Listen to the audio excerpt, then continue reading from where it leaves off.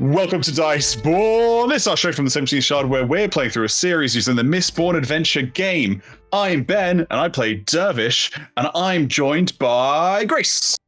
Hello, you can find me at the Gator Girl on the 17th Shard, and I play Marelyn And I'm also joined by Matt. Hey, I'm Comatose on the forums, and Luka Ilariel in the game. Nice. Yo. Also joined by Rosemary. Hi, everyone. I am Kaymyth on the Discord and forums, and I play Hallie de Pazel. Bam. And we are also joined by Natasha. And I am the Lord Roller, or your GM for the session. Excellent. Also, Ian isn't here, but he's otherwise indisposed in game anyway. So yeah, like Ian's here because after last week we've just kicked him out. We were like, you know what, we're done with this Royce business. And so he's got clearly no longer on the hero's side. So he'll reappear when we find the villains. No, Ian is just couldn't make it to today's session, and so he is not here. But we felt he has reasons to not be here. Royce, at least, has reasons to not be here. Cool. Okay, so this is episode 18 of our Mistborn Adventure Game series, Diceborn. We're on episode 5 of season 2. If you haven't watched the rest of the season, go do that. And then come back and watch this episode. Today's giveaway, I'm going to give us over to Giveaway Ben. Bam. Hey, I'm Giveaway Ben, and it's that time of the episode. And I'm very happy to announce the winner of the StormlightRPG Stormlight Handbook and Stormlight World Guide from Brotherwise Games is Marcy Rao Alina 16, who would like Beatrice to be eaten by crocodiles, which sounds like an excellent idea to me. To claim your prize, connect with us at 17thshard@gmail.com or on Discord. Congrats to Marcy Rao Alina 16, and thanks again to our friends at Brotherwise for the giveaway. That's all for today. The next giveaway will be announced during episode 6, which releases in 2 weeks. But first, you have an entire episode to go watch. I wonder what they'll be getting up to today. Back to the episode. Thanks, Giveaway Ben. Okay, so without much further ado, Natasha. I really enjoyed your superhero costume giveaway, Ben. God damn it. Oh, man. I'm going to make you regret that. So, Natasha, without much further ado, would you like to go off episode 18 of Diceborn? Well, yes, but actually no, because someone else is going to do recap this week. Yes. Yeah. So I'm going to hand the time over to Grace for most of recap. So, previously on Diceborn. So we planned our heist to break Kalcifer out. We did the prep for it, putting on disguises, and during that, Marelyn decided to have a talk with Mirabelle Savant. So she went back to the station where she deduced that Mirabelle, having sat there all day watching Kalcifer, probably wasn't going to just disappear once we started the heist, and that she would be there even though she refused to help us. So they made a deal where Mirabelle gave Marelyn the information about Hallie's pewter and a vial of pewter to give to Hallie in an emergency, and also promised that if things went bad, she would have it shoot off a gunshot in order to warn Marelyn. And also, in return, Marelyn said that she would not trust Royce, and that if things went well, they would reevaluate Mirabelle joining the group. So after that, the heist happened, and it went shockingly well, except for, a few bruises on Luka. But otherwise, they managed to get in and release Kalcifer. Did not release the 2 other unknown criminals that were also in the car. Luckily, Hallie, with some quick thinking, jammed the locks. They couldn't escape. And the 3, Hallie, Dervish, and Kalcifer, all escaped back through the sewers. They did not get eaten by the crocodiles. While Marelyn and Luka even though Luka got injured, they managed to hobble off without arousing suspicion from the guards. Afterwards, while all of that was going on, Royce had started by, reading some of the mystery books by, what's her name? Kelsey? Alyra Kelsey? Is that her name? Alyra Kelsey, yeah. Alyra Kelsey, to look for, the hidden connections that might have caused someone to plant a bomb at her signing. And he discovered that for the first time ever, he had the memories of all the books in his mind at once, or at least the ones that were released before the few-month period that he does not have his memories for. And he realized there was an overarching plot that he had never noticed before, and that may have something to do with the bombing. At that point, Sveth Hastings knocked on the door and was brought to bring Royce to a particular place. And when they got there to this unknown location, he put on a robe and went to the murder cult, where he was there with Rafe, Sveth, and Beatrice, and they discovered how... And a few others. Yes, and a few others that are unnamed and so far unimportant. And they discovered how to make spikes, and Royce confirms that it was the correct way to make it. So that knowledge is now back out in the world. After the heist, they all went back to the Brass Ladle, with Kalcifer, Ghost, and Mirabelle showing up with the crew to debrief. And Kalcifer said that he has one last job, and that he found the map that Marelyn's father had found, or had possession of for a time when Marelyn was a child, that supposedly would lead to a cache of ATM. And this would be the big job. But before that, there is maybe one other smaller job that is coming up soon that the crew is going to do. I think they hear everything. That's everything. I haven't got anything to add. Oh, I have one thing to add. The murder cult has a hierarchy of chairs where the higher up you are, the fancier the chair you get. And Royce and Beatrice had the same chair. How you doing, DM? I mean, I'll just... okay. Part of the world now. It's a collaborative storytelling for you. We'll have to see what Luka's chair looks like. Mm-hmm. Now that he's... whether or not he's aware of the chair hierarchy. I mean, I'm sure whatever chair he winds up in, he's going to get tied to it at some point. I have so many comments.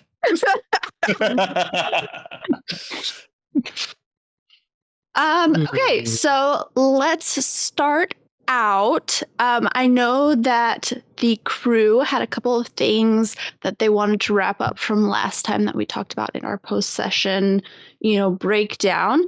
For those of you who, are just viewing and hanging out with us, I like to, every once in a while, give you a little bit of a glimpse behind the screen to let you know that what we're doing. So after every session, we do have a breakdown of how the session went, what the crew might like to do next time, what they want to focus on, that kind of stuff, so that I can prep. And if they have any icks or anything that they want to avoid, so that I can know to kind of take those out or phase them out, if that needs to happen as well. But let's start. So after the meeting, you all get done, and Kalcifer says, well, I know it's fairly early in the morning, but I think I am going to spend the rest of the day at a pub. If anyone wants to accompany me. I've got some things I got to do around the ladle, but I can join later. Of course. You're going to be safe. You're not, wanted. I mean, as safe as one can be. Right. Yes. You forget I am rather good at my job, dear boy. Oh, I don't forget it, sir, Kalcifer. It's good to have you back. It's good to be back. No, the pub that I'm going to is one where I won't be recognized. I probably have some things I need to get to, but have a good drink, I guess, and we'll catch up later. Thank you. And you have a good day as well. And stay out of trouble. I'm pretty good at that.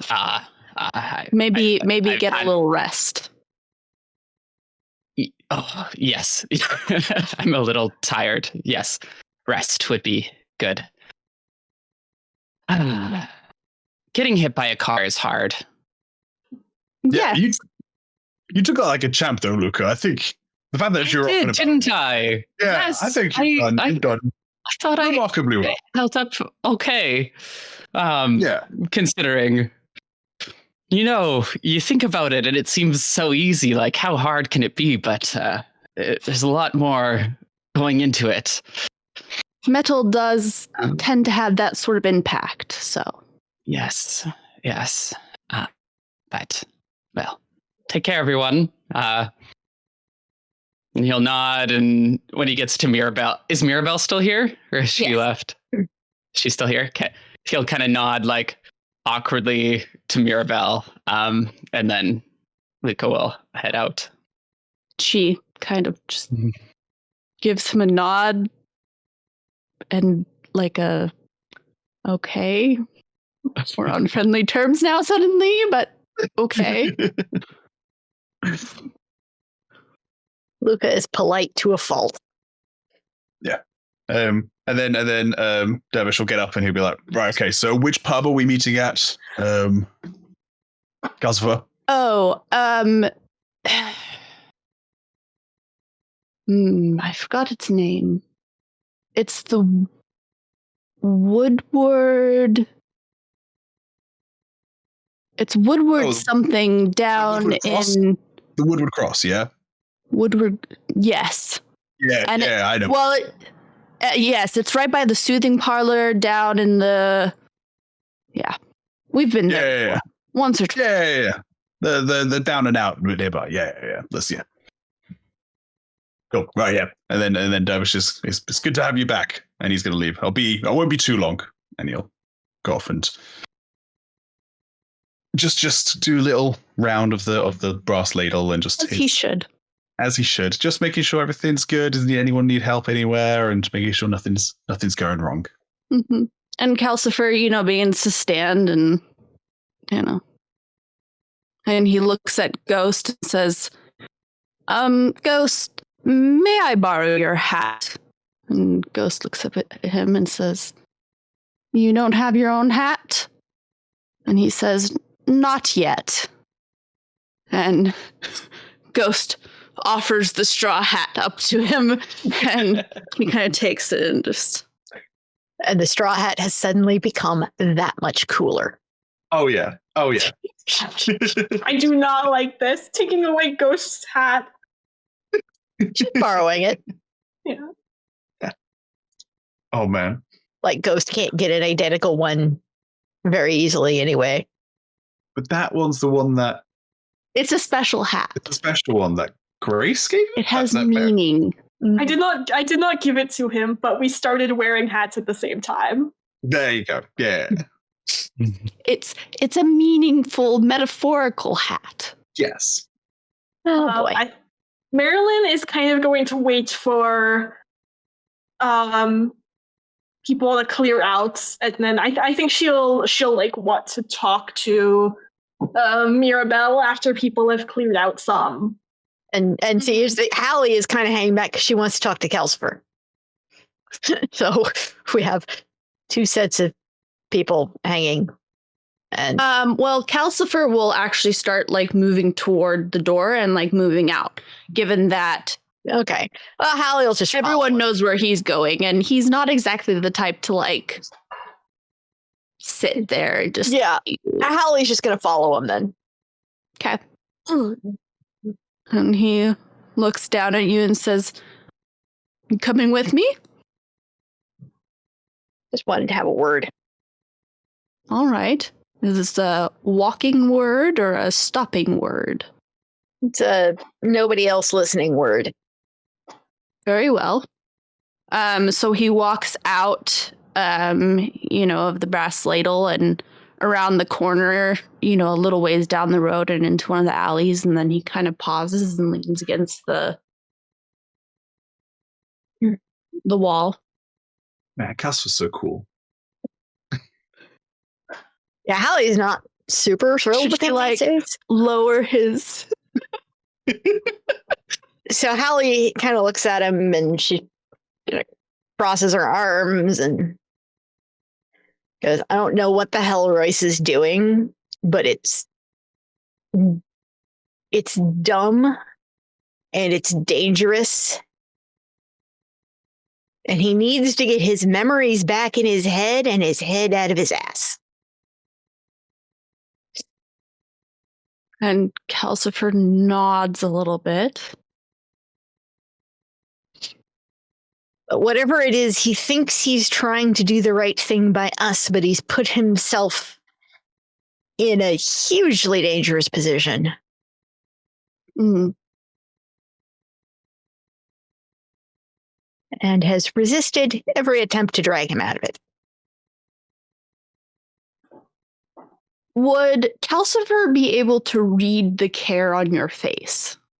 He knows her well enough, probably, but she's also really closed off right now. She's like, she's a mess. Let's face it, she's a hot mess right now. And Okay. so he knows her well enough. He's probably got some idea that there's more going on here. Well,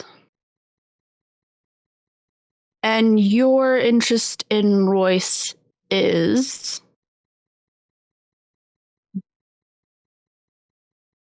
Well, he's part of the crew, and not that long ago, he pulled me back from making probably what would have been the worst decision of my life. What was that? Just catch me up to speed in your own words. She'll give a rundown of the spa incident. I feel we should make something clear, and I want to do this as gently as possible because I can see that you are in a vulnerable state. I'm not one to mince words or beat around the truth very much. So I will be clear in that I do not consider Royce to be a part of the crew yet. Well, that's just too damn bad. Because he has been here when you were not. And for the record, the next time you need to drop some kind of seriously awful secret on someone's head to keep from everyone else in order to keep us safe, you pick someone else's shoulders besides mine. And she'll walk away. She's pissed about him telling her and only her about Marelyn's earlier betrayal. The fact that she had to carry that. He allows her to walk away. All right. And she is going to find a different bar than the one that Kalcifer is going to. And it's time for day drinking Hallie. By the way, the Woodman's Nail would be a way better name for like a Scadrian pub, I've just thought. Do we want to change it? Yes, I want to change the Woodman's Nail. Yeah, they don't have like crosses, so I wouldn't Yeah, I was like, they don't have crosses, but then I was like, we could be talking about like cross, like a crossing in like a crossing, rather than like a cross, like symbolically. Does that make sense? Yeah, I got it, but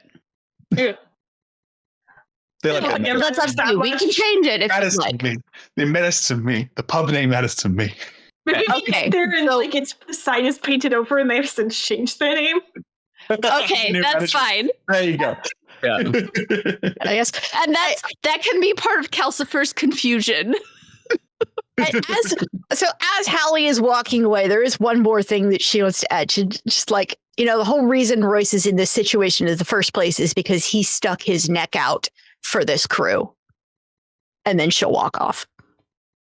And Kalcifer says, we can talk more about that later. And she doesn't respond. She just keeps going. Okay. So back at the brass ladle, Marelyn approaches Mirabelle once Ghost has vacated the room.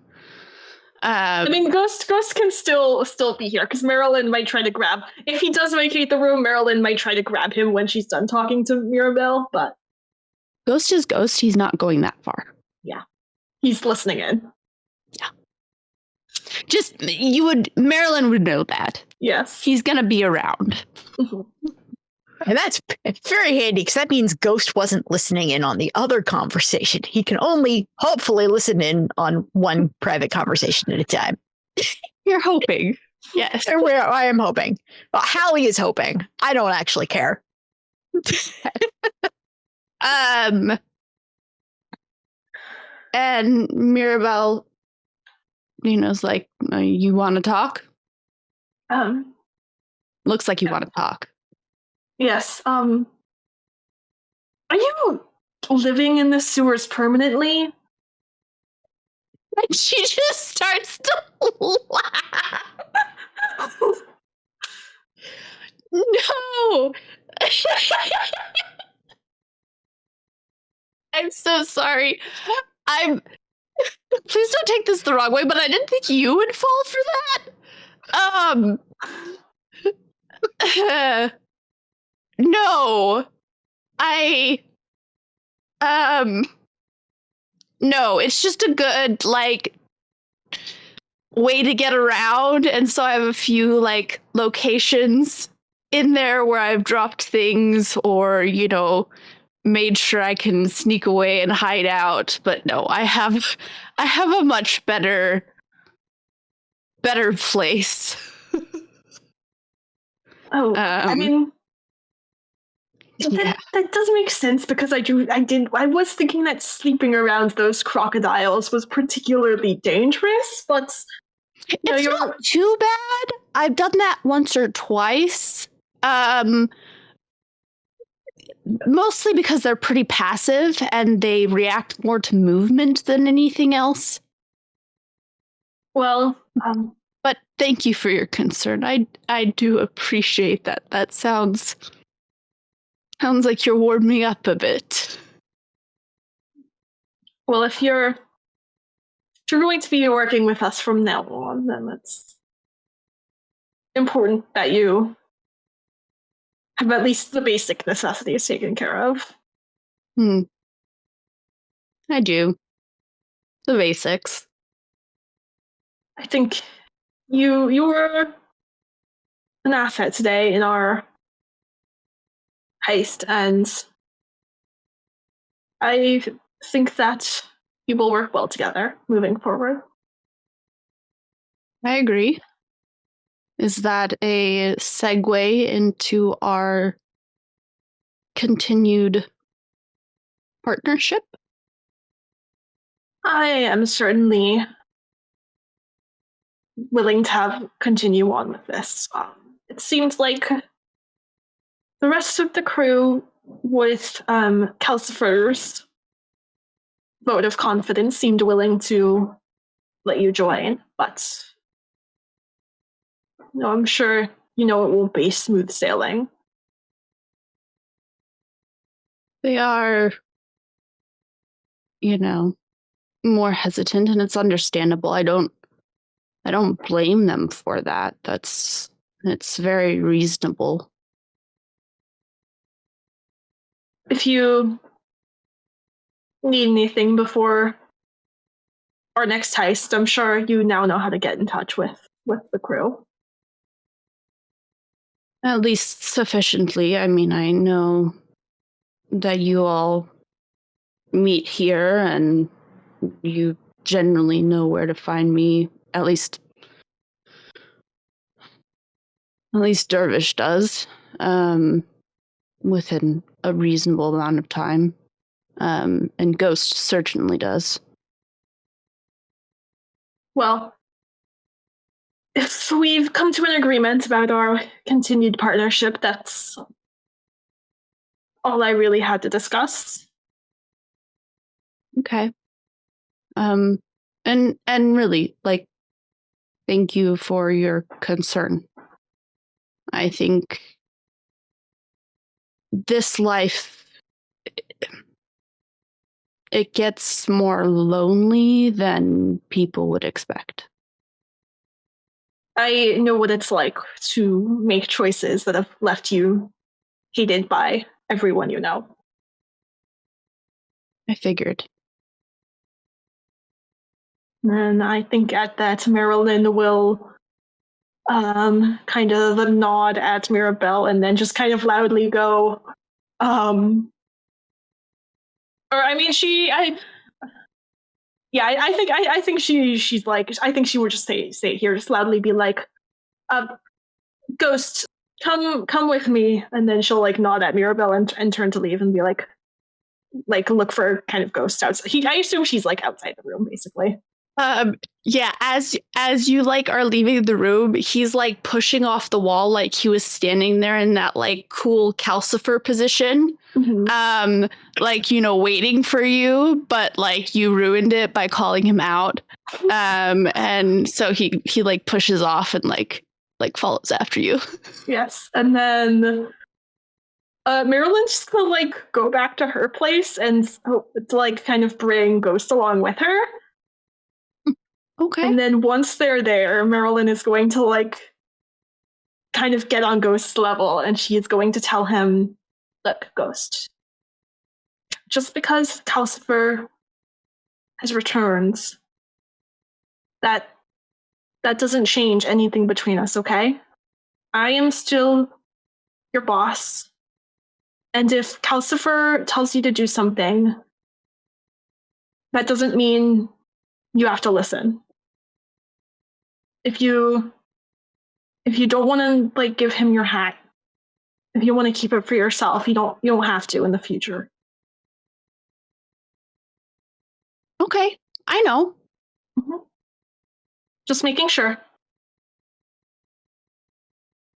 And he kind of stands there thinking for a moment and then says, why wouldn't I want to give him my hat? Sometimes, you know, it's yours, and you know, if you like wearing it, you might not want to give it away. Did you want my hat? No. Okay. I mean, he just borrowed it. He'll get it back. Of course. Yeah. He looks around your apartment and is like, is that why you brought me here? You know, with all the changes that are happening in the crew, I just wanted to make sure, you know, you knew you could still rely on me. I do. Do you have any games? Sure. Marelyn is gonna teach him how to count cards. Terrible idea, but Oh no, it's a fantastic that's idea. what we're gonna spend the afternoon doing. Marelyn will pull out a deck of cards and teach him how to count cards. And he is fantastically excited about this. And he is very good at this too. Yes, I figured he would be. You are strengthening his math skills. Yes, that's all I'm doing. That's what we're gonna call it.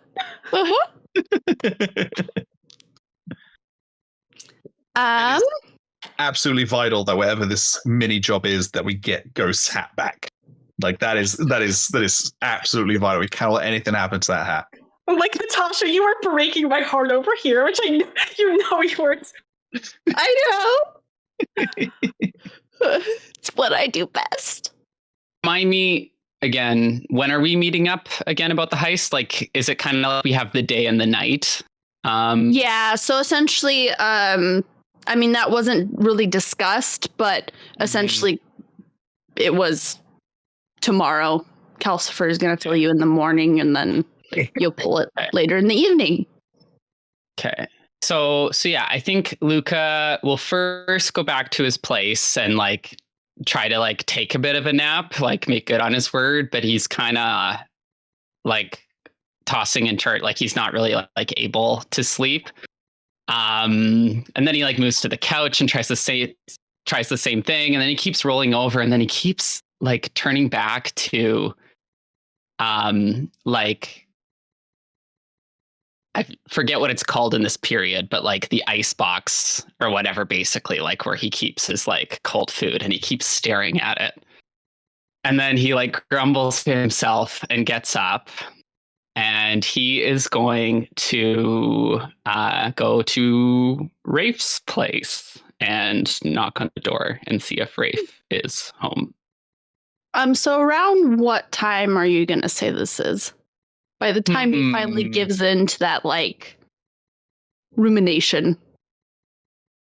I'd say, like, maybe, like, early evening kind of thing. Okay. Like, by the time he gets there. Okay. So, Rafe, comes to the door, and he has, like, on his work attire, but like his ascot's been loosened, right? And his cuffs are undone, like he's just gotten home from work. And he kind of pauses and says, "Oh, Luka, hello? I wasn't expecting you. Sorry. Was I supposed to be expecting you?" No appointment. He looks you up and down and he says, "Are you all right?" I'm no. Don't worry. I'm fine. Just a little, I had a bit of a snafu. A couple actually. You want to come in? Steps aside to like open the door further. Eyeing your leg. I wouldn't want to impose if you have, other plans or company or anything. He pulls out a timepiece and like checks it and then says, I have probably about an hour. Oh, yeah. We could it's a bit gauche for me to invite myself in for tea, but we could have a cup of tea then or something. Invited you in, so if you would like tea, I'm happy to give you some, or something stronger if you'd like. And he walks in and just kind of leaves the door open for you. And okay, Luka will walk in and he'll find a place to sit down, I guess. And it's a rather nice flat. It is a larger flat. It probably has a couple of rooms in the back. Is it the same one that Luka would have been over to when they were together? Or has he he has since moved.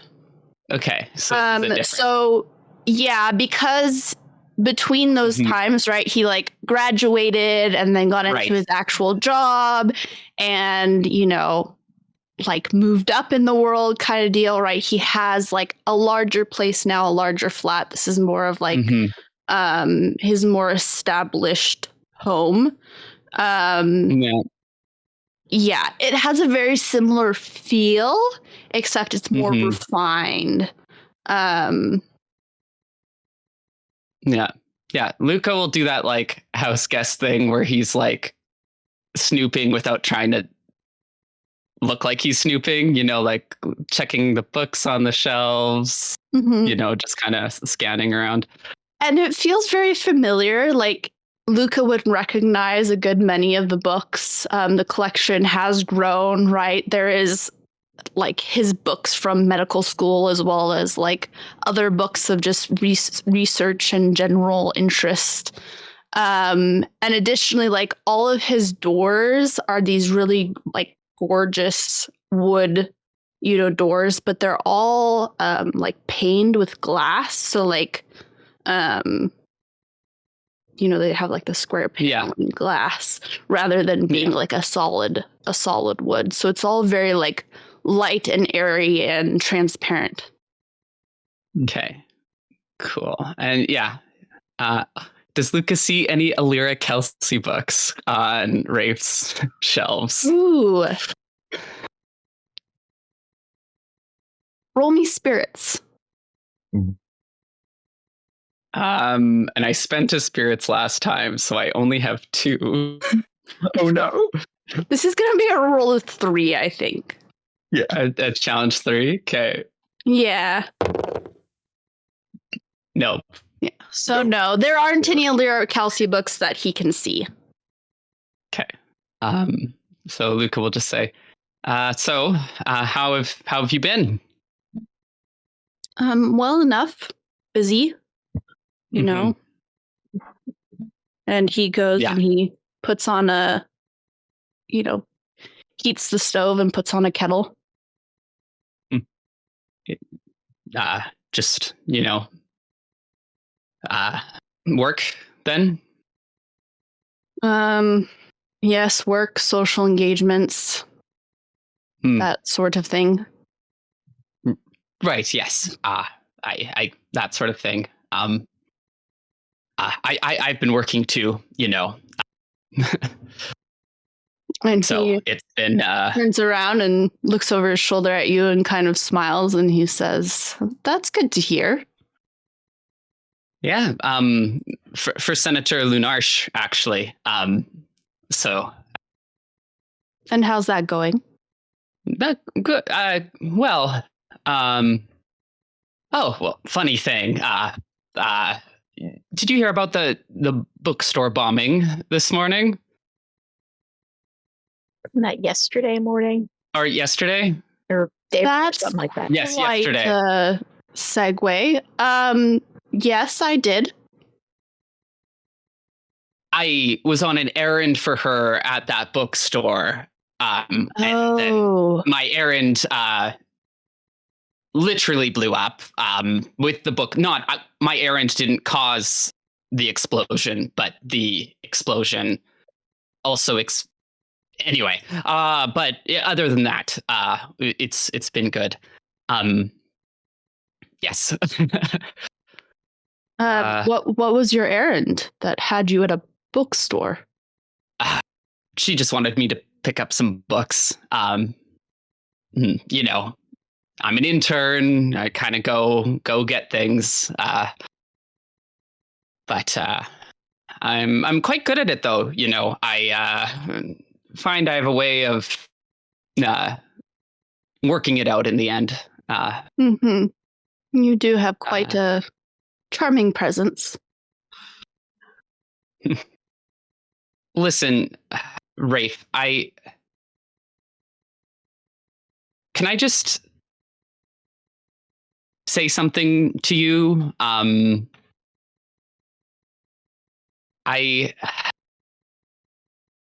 He's just letting Luka talk, isn't he? Yeah. Yeah. Okay. He's making himself busy, like getting out cups and moving around the kitchen and not really like looking at Luka like directly, but like every once in a while glancing over his shoulder. It's very like a familiar, moving, relaxed sort of thing. Yeah. I know we haven't really talked at all since the last time we spoke, and we left things a little. I was very upset with you, obviously, but I recently had to be reminded of a time when I was at a very dark point and I was given a chance. And that chance changed my life. And now I'm in a situation where I have people who I thought I could trust, who I've been given reason to doubt, and others who I thought were,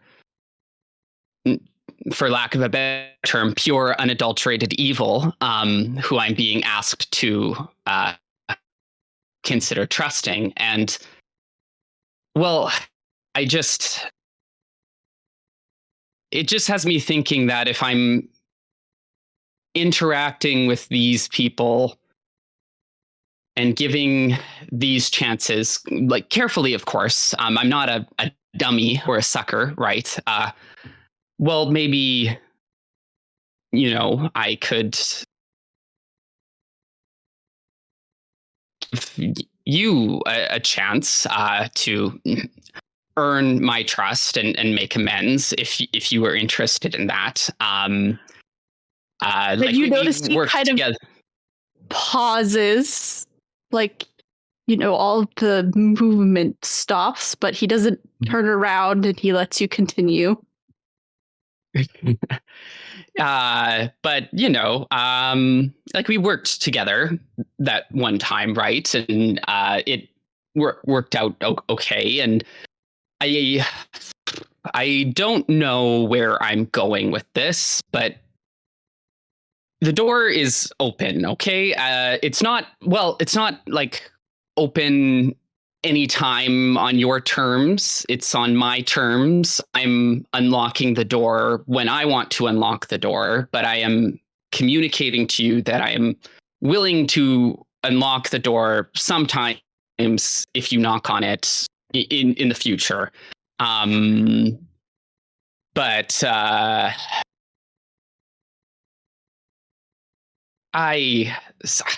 I'm sorry. I maybe shouldn't have come here. I maybe should have thought this through a little more. You mean to say I don't have a key, but I can knock?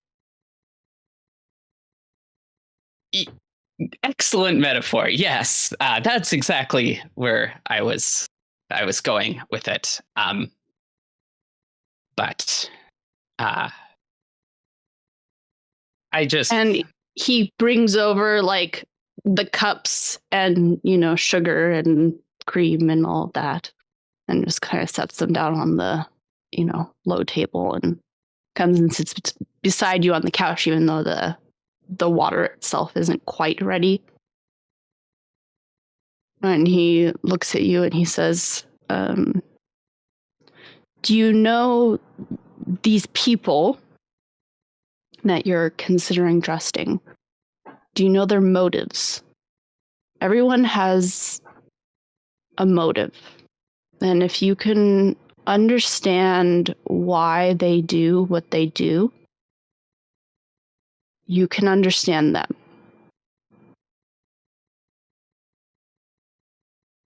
That's a very mercenary way of thinking about it, I suppose.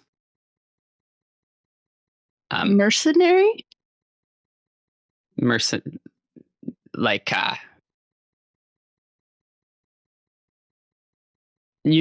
people are also... There are reasons to trust that have nothing to do with advantage. Or it can be more complicated. I suppose. This place, it's very nice. I like the new everything. Yeah. Did you? I like most of it. Some of it I could do without. No, that's our lot in life, isn't it? Always too many things, not enough, or no, we don't. Too much, too enough. I'm sorry. I've had a bit of a day. I should probably go home and get some rest. But you don't want tea. And he stands up and he goes and he fetches the pot and, brings it over and begins to pour it. Oh, well, I guess since it's that, I did ask you for it. It would be rude to leave, of course. Of course. This was my plan, to stay for tea. And he's started to just like smile a little bit and says, I have missed you. And you mean that? With us, it's like you said, it's hard to understand motivations between us sometimes, I think. I mean, what purpose does missing a person serve, right? Our last encounter, I told you why I walked away. You told me that. You've told me other things before, which you then have told me are not true. It's. I don't want to relitigate all of that. I spent a lot of time not trusting myself, and if we're going to start, knocking on doors, I need to know I can trust that I'm seeing things clearly. All right. And then what is it that you want to see clearly? You have my transparency. But how do I know that I do? That's just the thing. You can ask questions and then corroborate their answers, I suppose. I'm sorry, Rafe. I think this was. Let's do this another time. The tea is very delicious. I think I. Sorry, yeah. the GM me is just like, that is very hot tea. yeah. Okay. Yeah. Okay. Good. And so Luka's like, oh, hot. Oh, wow. Whew, I should have put some. Oh, it's spilt on me. Okay. Thank you. For the tea and everything. But let's plan to do this again sometime. Because doors are knockable now. All right. And you would like me to knock? If you want to. And it's a sincere thing. And without hesitation, he closes the space and just like his hand slides across the back of your head and kisses you. Yeah, Luka gives in. He's messy. He's so messy right now. Yeah.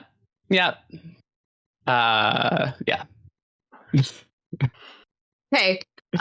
So on the scale of like this kissing to like 10, I'm leaving this to you. Yeah, I think we can fade to black, but Luka will follow Rafe's lead and go where Rafe wants to go. Okay. I'll put it this way. Mm-hmm. Rafe very much, as he said in last season, the reason that he left Luka and broke up with Luka was not because he didn't love him or want him. Yeah. Okay, yeah. So, Luka, yeah. They'll spend some time together. Some And quality time there. Some quality time. And then Luka at some point will leave. Okay. And so about, a little while later, less than an hour, because he does have a appointment. He has an appointment, yeah. Jeez. But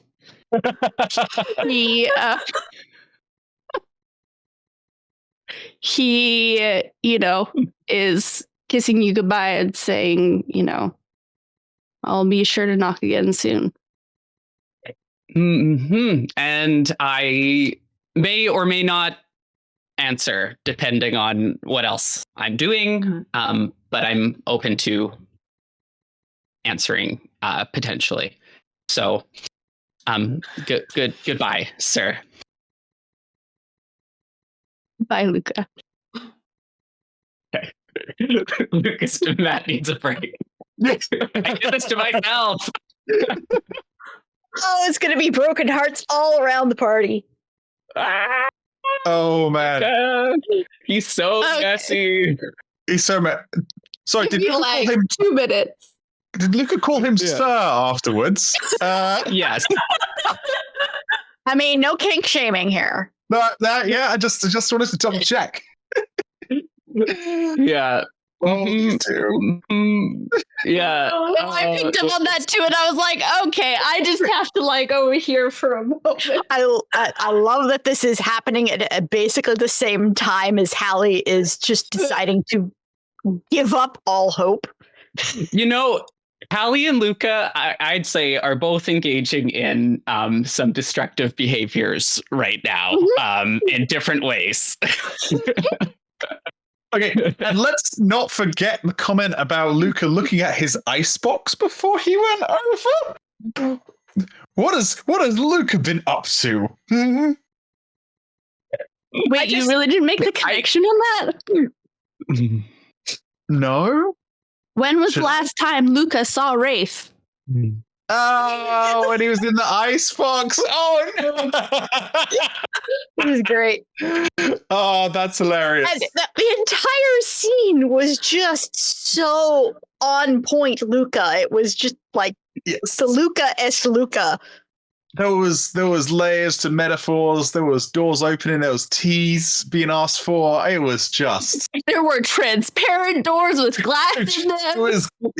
It was just delightful. Like, when did Marelyn and Dervish become the two most emotionally mature in the party? I don't know. and just chef's kiss that Ian isn't on this episode. Oh my god. You're gonna hate this so much when he finds out. Oh yeah, big time. Giving Ian things to be frustrated about is always my gift to him. It gives us all life. Yeah. I had a couple different things I thought that would go. And was that one of them? This is one of them. It was. Okay, that was one of them, I thought, but I rolled with it. I was like, who knows? It could have gone a lot, different. Oh, it could have. That's an interesting point, Marelyn. Oh, what's the point? I said I was thinking about how Luka also calls Kalcifer sir.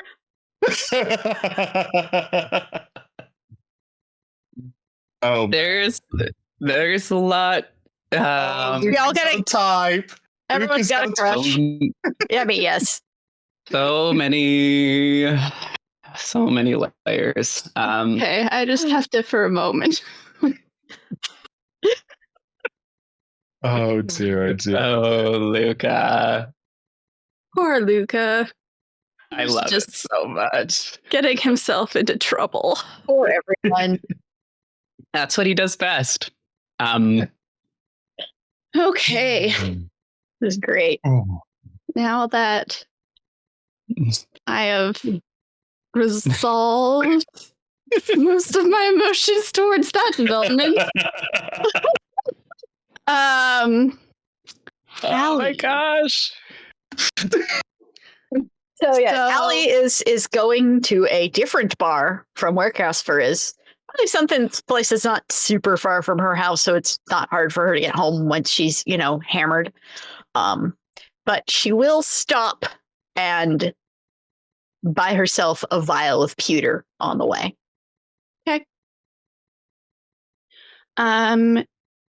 She does that, and when she arrives at the bar,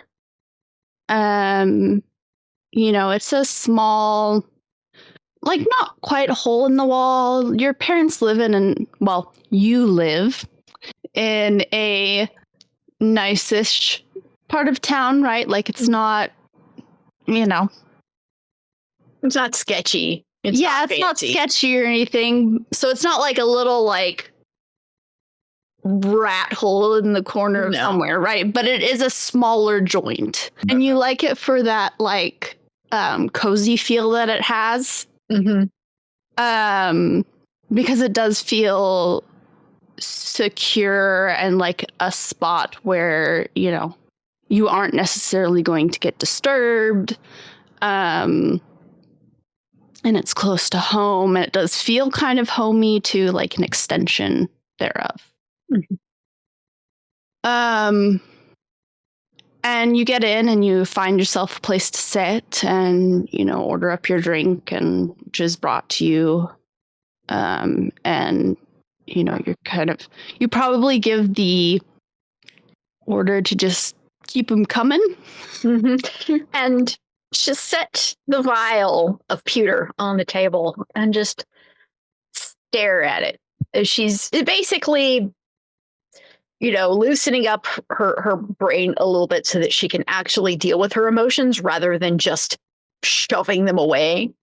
And she sits there, and once she's got a few shots of whiskey in her, she finally manages to accept that clearly this means that what she felt was real. And as she works through it, she finally goes, it doesn't matter because it's not reciprocated, and I need to let it go. What did she feel? Oh, yes, she was, head over heels for Royce and trying to deny it for a long time. For those of you watching at home. And now, probably about simultaneously to Luka hooking back up with Rafe, is Hallie accepting that, all of her feelings for Royce are completely pointless and she just needs to let it go. Hallie is several drinks deep with this vial of pewter in front of her. What is the emotional state on Hallie's face? I mean, she kind of has the resting, or the rust away face in general, but I mean, she just, she moves through the emotions from, the initial denial to sadness to just, resignation. So after a few drinks in, she's just like, it's, the whole FML sort of thing. She's like, everything is completely royally rusted and whatever. Gonna take the afternoon and drink. And then that is how she is trying to get over this. Like one day where she just goes and blasts herself, and then it's like, then it'll all be okay again, right? A bottle of the whiskey that you're drinking is set down in front of you. Hallie will look up and see whose hand is putting that bottle down.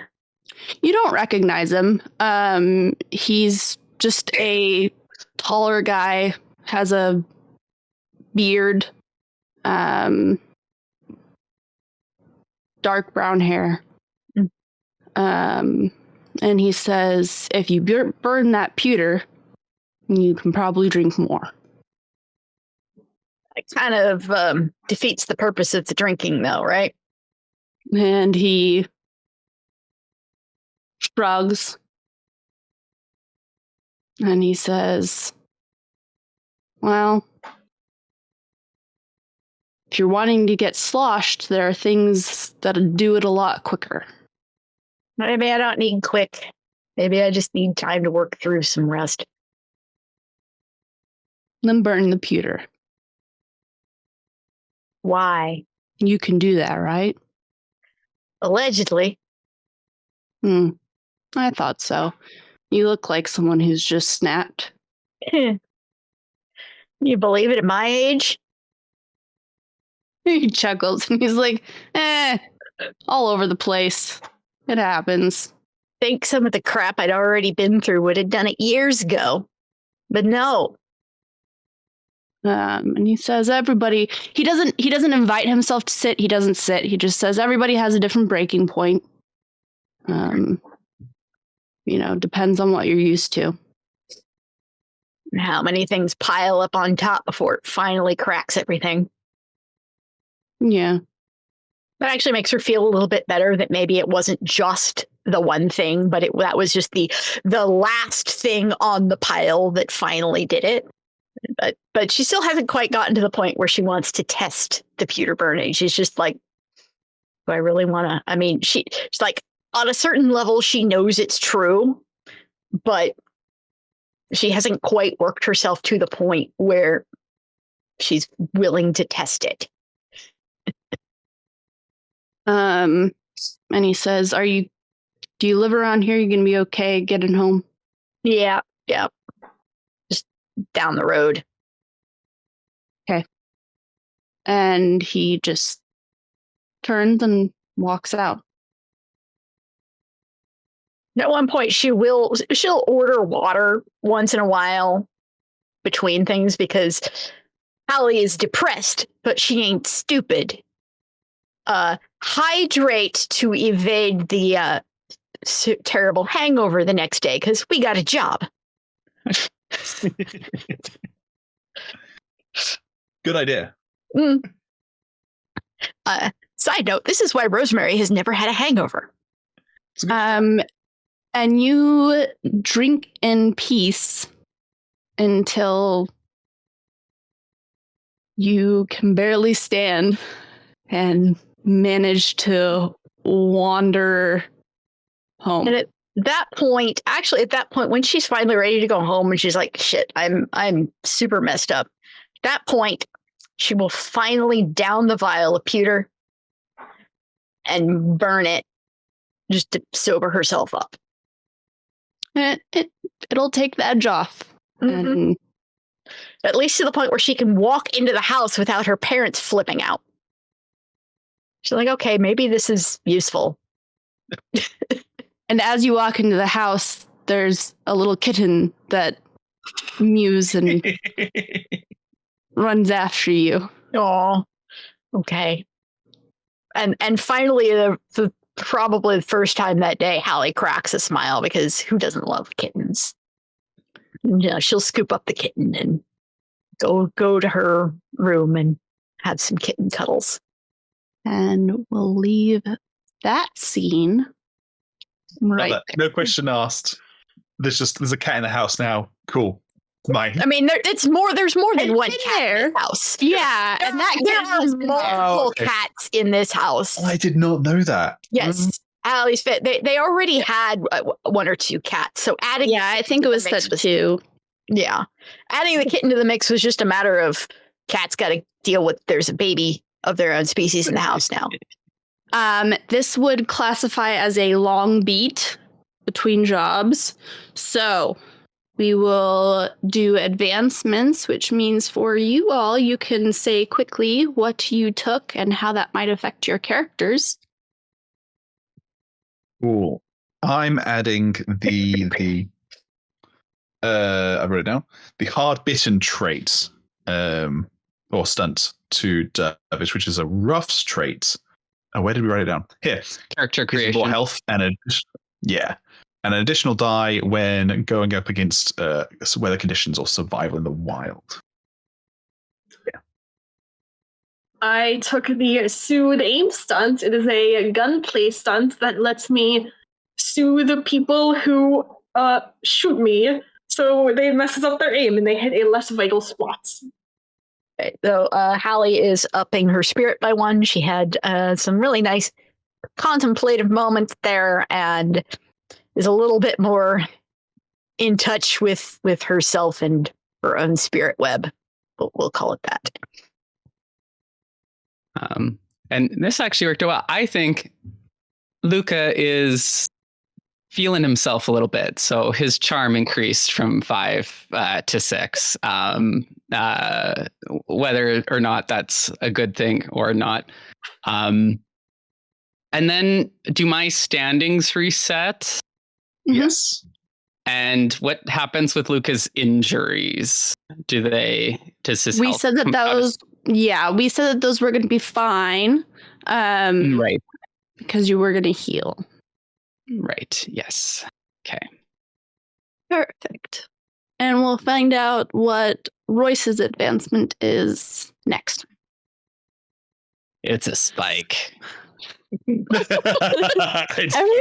already right so there. like, And another question. So, yeah, part of what Hallie might have been doing while she was drinking is, drinking doesn't really make you warmer, but it makes you feel warmer. So, in order to feel more comfortable, she was putting a little extra heat into her metal mine. So, yeah. I don't know how much she's able to get back at that point, but she's got some reserve of heat. Sounds good to me. So, the next morning, Dervish, did you want to go and talk to Kalcifer? Is there anything specific that you would have gone and talked to him about? There wasn't. Or... No, it would have been just kind of a longer, just guys at the pub, Okay. shit. I will have you roll me a spirits roll, though. Ooh, interesting.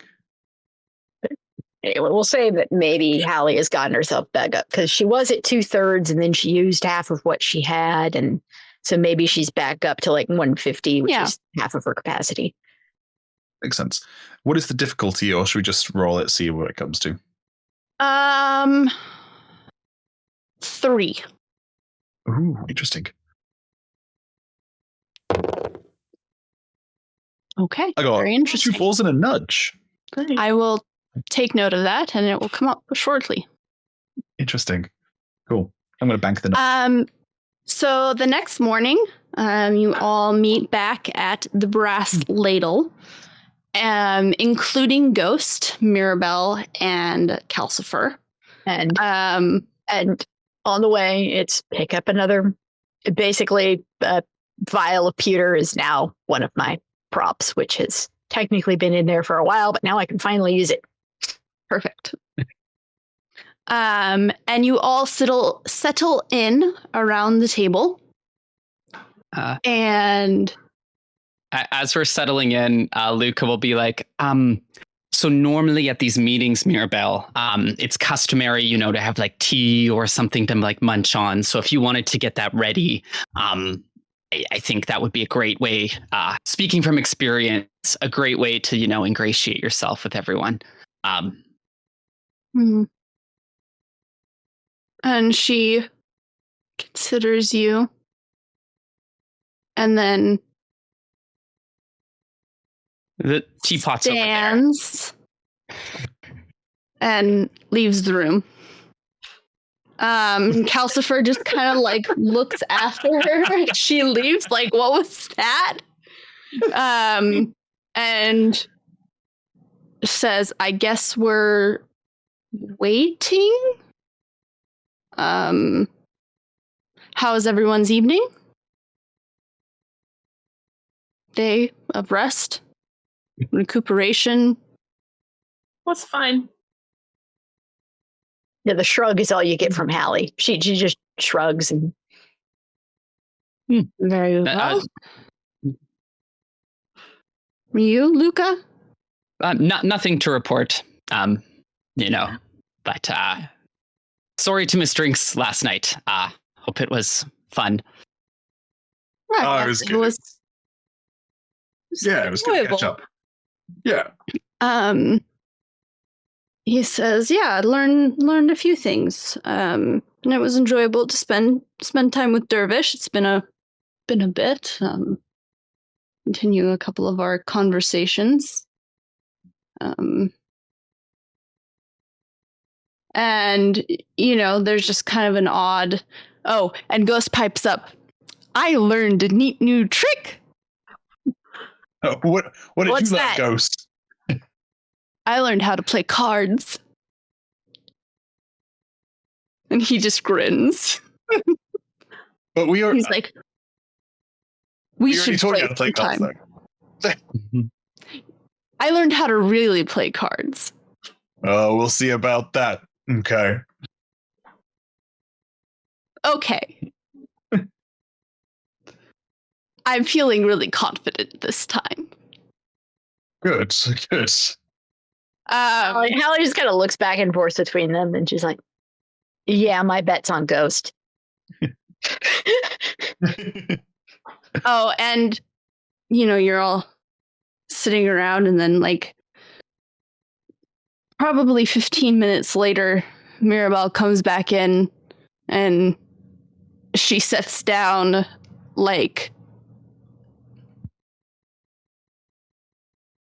a pitcher of coffee, and then goes back out. She's actually doing it. Now the question is, did she poison the coffee? Yeah.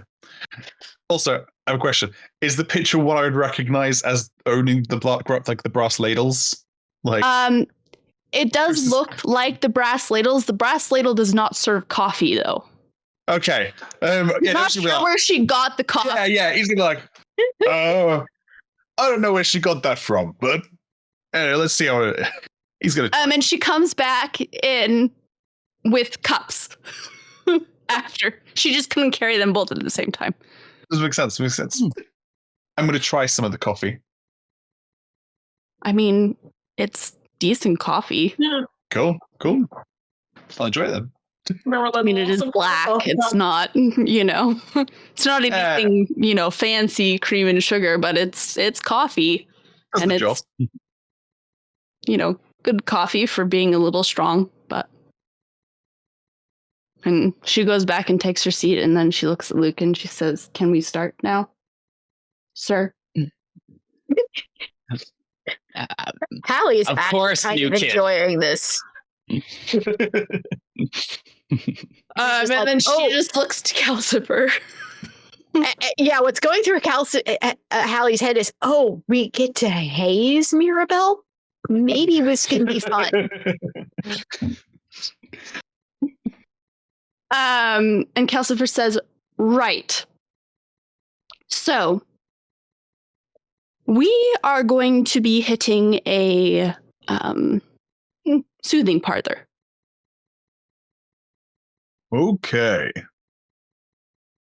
Which one? It's the one next to what was the place that we were at last night, Dervish? They changed their name. Oh, the Woodman's Nail used to be the cross. Yes, that. Yeah. Is this the parlor Marelyn would know of? Yes, and as Marelyn's thinking, it's dawning on her that she worked at this establishment a little while back. All right. Yeah, the owner's terrible. This is fine. Is it? And you have inside knowledge. It's not the one that Ghost's mom works at. No. She works at a very high class soothing parlor. Yeah. This is not. This is the other end. Yeah. Gotcha. So we're going to be hitting a soothing parlor. And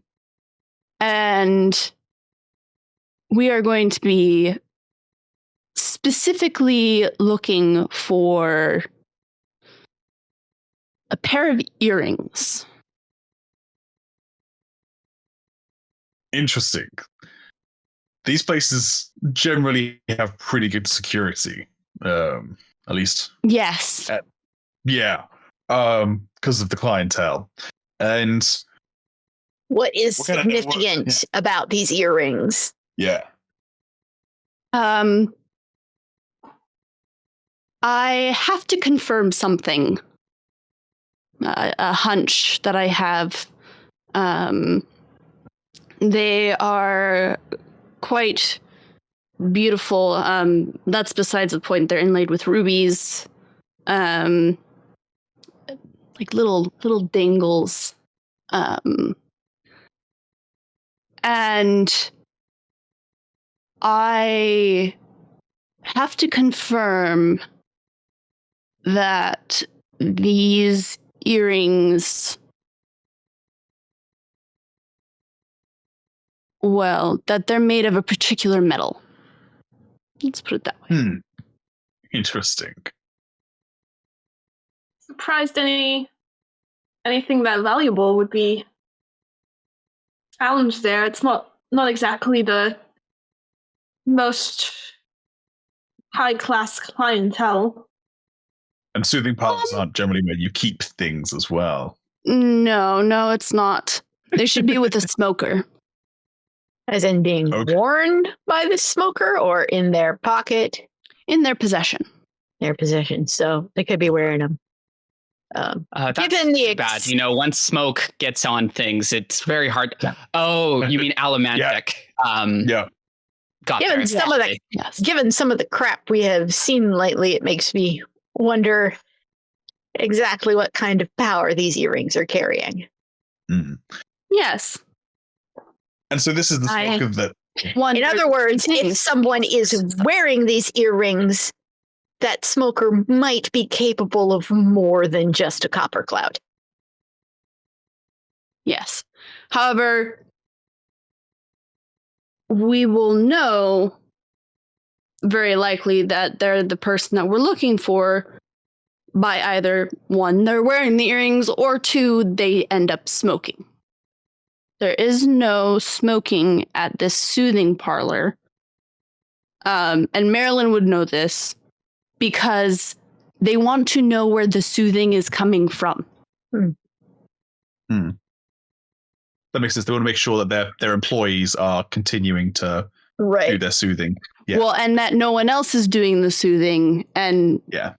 messing with like people's emotions and who's actually doing what, right? Yeah, because that wouldn't be a very good thing. That means that they have a seeker on staff too. Yes, potentially. And so that's why. It does not surprise me that they would have a seeker on staff, knowing how this place operates. And I assume that's what Mirabelle's here for, to tell us if the smoking goes up, right? Yes. Okay.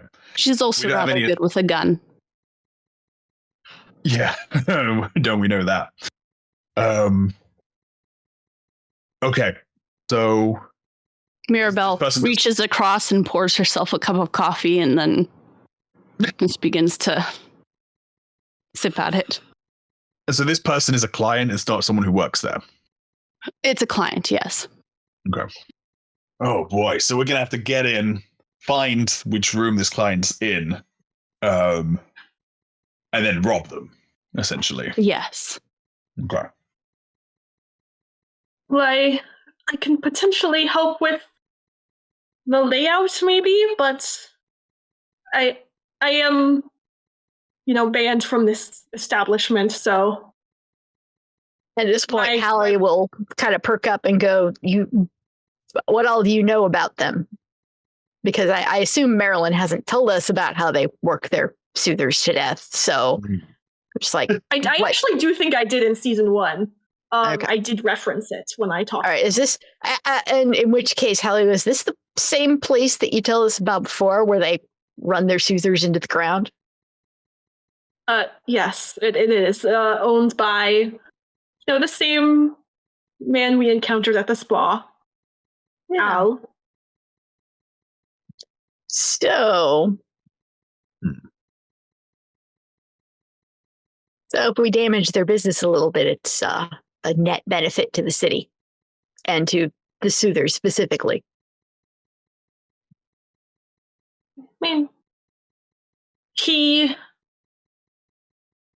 likes to hire people that have no other options so that they cannot easily find other employment once they realize how bad working there is. Okay, so this is like Does he ever hold any Soothers there against their will? No. They can leave, they just will likely, be out on the streets and starve. Mirabelle pipes up and says, there's also some drug trafficking that goes through there.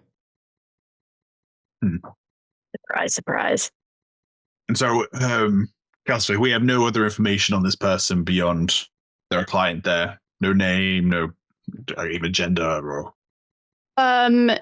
I can tell you the name that they go by to be there. that'd be great. They use the name Clarice Monroe. That name sound familiar, Marelyn? No. So how are we going to get in? How are we going to find Clarice? And then how do we get out? Do we go in loud or do we go in quiet? Kalcifer says, I would suggest we go in quiet and come out loud. Maybe one of us poses as a client. No. They know your face. Yeah. I could potentially, play that role. I feel like if we send someone in there like that, we need to make sure it's someone who can get themselves out of trouble. Well, Alex, you might be able to talk your way out of trouble, but if it comes down to fisticuffs... I mean, if we know the layout, I could make sure I have a route. We could send just get out of there. Dervish and Luka to couples counseling. Kalcifer cracks a smile. Dervish would like to have his memory go back to yesterday when we were at the pub across the road from this place. The buildings on either side of the soothing parlor. Would he have memory of what those buildings were? One of them is a small, pawn shop. Okay. And the other one is a, I don't know, local theater. God damn, I knew it.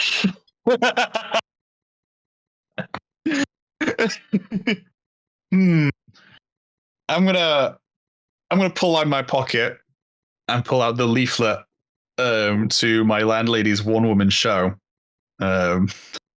which will have the address on it, I'm assuming, and be like, "Is this the place next door to the soothing parlor, right?" Oh yes, Kalcifer kind of taps it. That is. Who is this that's performing? Why do you have this? I just... And he just kind of peers a little bit closer at the writing. I didn't know you were a theater. And Hallie will kind of crane her neck over, like, this show's tonight, isn't it? It is indeed. Well, we have Dervish, our cover. If you have plans, but okay, look. It's right next door. If you have a date with this woman. Right. It's not a date. Right. Okay. This is Kalcifer, just so you know, Dervish has had a bit of a romantic arc while you were away. Yes. Has. Yes. Yeah. Me and Leah downstairs. Oh, yeah, that yeah, happened yeah. again. Oh, That happened again. Yeah, it's we're just keeping things casual and it's Yes, it's always casual, isn't it? it's always casual. But back to the one woman theater show and explaining that situation. She's actually my landlady. She's another Kolos blooded woman. She invited me, and I was gonna go just because we kind of should stick out, be there for each other kind of thing. And she's your landlady, and she controls your rent, so of course. And so I kind of perhaps maybe Luka and Hallie go into the soothing parlor, and you and I go to the theater as nearby backup. Yes. Because I'm thinking, if you know the layout, we could go through the walls. These old buildings, they don't have the most structurally sound walls. You can go through walls now, Dervish. Yes. I mean, obviously, we'd have to break the wall. You might look and see if there's a door connecting the buildings first. I sketch out the layout beforehand and show them where the employee entrances are, so they have that as an alternate escape route. I mean, there might. And here's a question: is there an alley between the two buildings, or are they right up next to each other? They're right up next to each other. Okay. Yeah, you might look and see if there's some sort of access door, because sometimes when they build these big row tenement places, they will do that so that people have extra escape routes in case of fire. And Mirabelle says, especially when, you have backstage sorts of things. So ask your landlady for the backstage tour ahead of the show. I think that's a good idea. I don't know if we're quite on that level of our relationship yet, but friendship, we'll see it. By showing interest, she will be flattered. Trust me. Okay. Although, be careful, Dervish. Sometimes when you say things like, let's go to this secluded place alone together, people might read into it. Have Marelyn along with you so that it's, not a huge, weird deal. What are you guys referring to? I've never... Since when is it a weird deal when I've offered to meet with people in one-on-one places? I don't know what you're talking about. I don't know. You didn't invite me to shower the other night. We would just come out of the sewers. You did that again, Dervish? We were covered in sewage, right? I only have one shower in my house, and so in my flat, and so what? One of us is just gonna have to sit there in sewage while the other showers? I thought it would just save time, And Hallie is sort of rubbing at her forehead, going, "Why do I even bother trying to logic with these people?" All right. So the plan thus far is that Hallie and Luka will go into the soothing establishment. Luka, you will need another identity. Marelyn, I'm sure you can provide him with one. Hallie, you will gain access, preferably quietly, to wherever this person is. Dervish and Marelyn will be next door at this play. Play it. Are we sure this is a play? It doesn't really use the word play. No, it's just one. I think she mentioned singing, so she said it's a one-woman show. So, yeah. Luka, I think you and I are going into the correct building. Well, I hope you enjoy your one-woman show.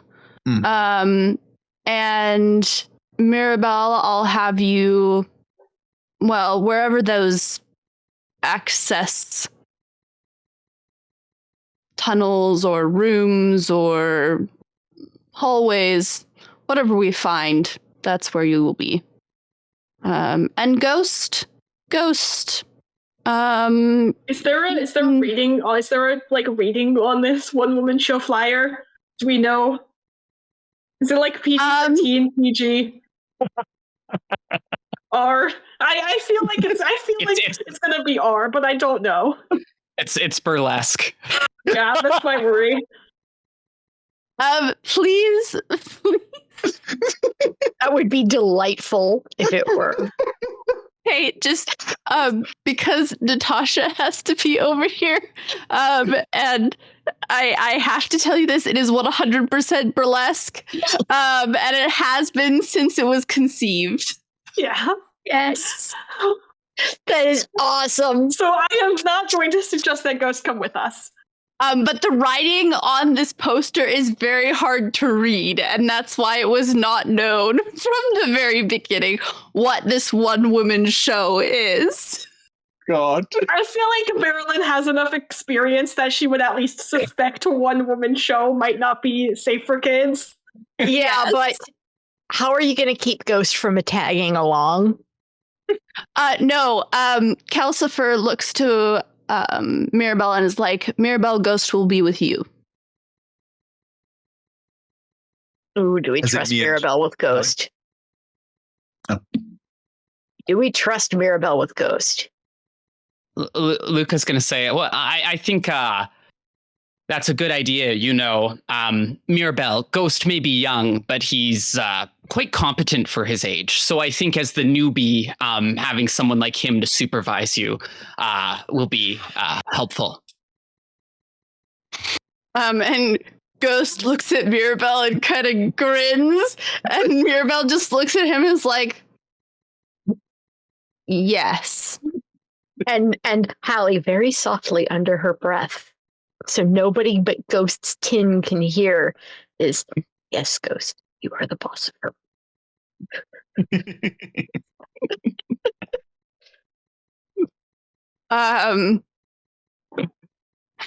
And Kalcifer says, right, we're all clear on the plan.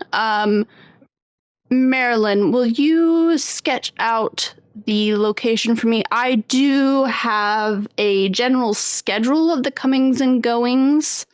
That might change day to day, but I feel it's rather on point. Yeah, and I'll sketch out there's employee only backroom areas and sort of point out at least when I worked there, people there was, I'm sure, even though it's not reputable, they don't want the employees just wandering through the main areas where I've always sort of imagined separate entrances for when employees come in and when the client comes in for the rooms where the soothing actually happens and stuff. Okay. Cool. And then he kind of takes that into consideration, and then he draws the building next to it.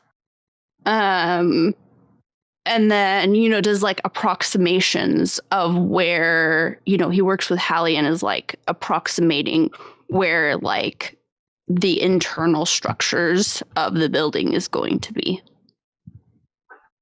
And Hallie, I would like you to give me a roll with your wits plus your access plus a die for access control. Mm-hmm. Yeah. All right. What's the difficulty? The difficulty is going to be 2. Ooh. These are things that you kind of know and that are well within your wheelhouse. That'll All do. right. And make that nudge. Yeah. And Kalcifer is clearly aware of what all of your skills are as he starts asking you, what he needs and where he wants you, and starts organizing.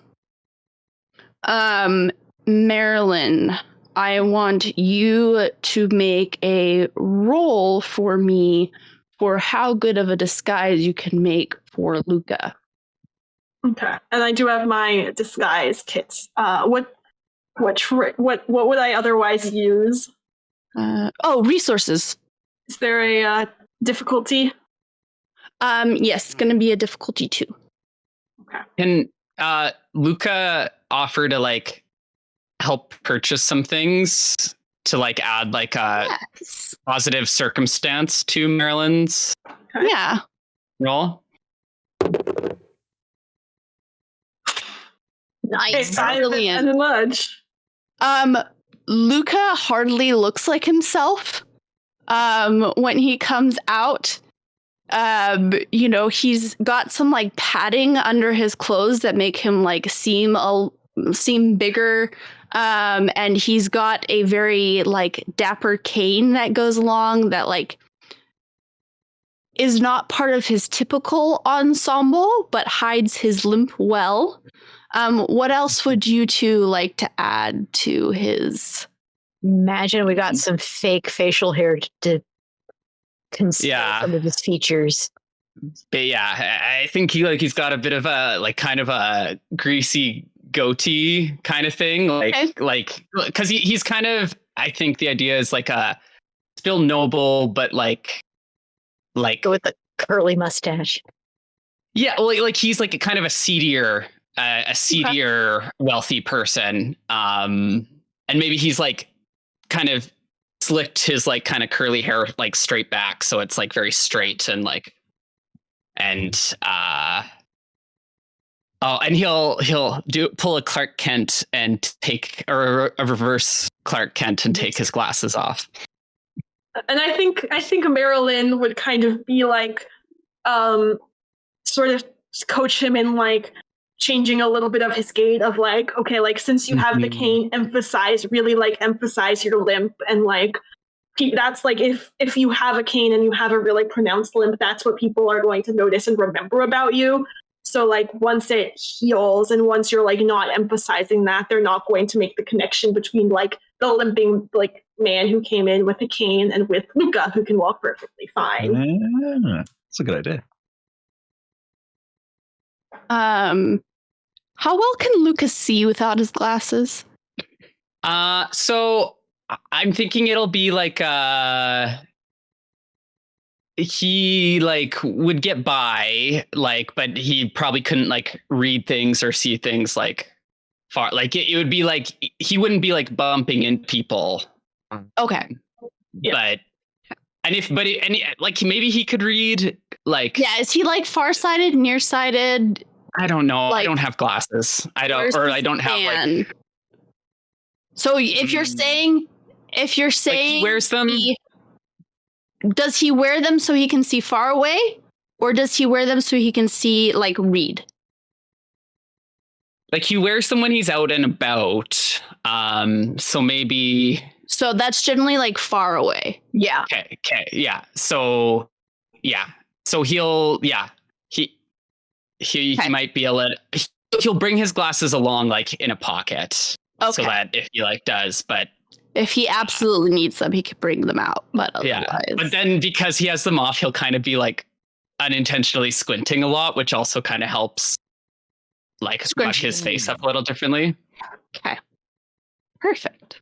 Can I double check the plan? Yes. Yes. Do you want to run through it, or? Yeah.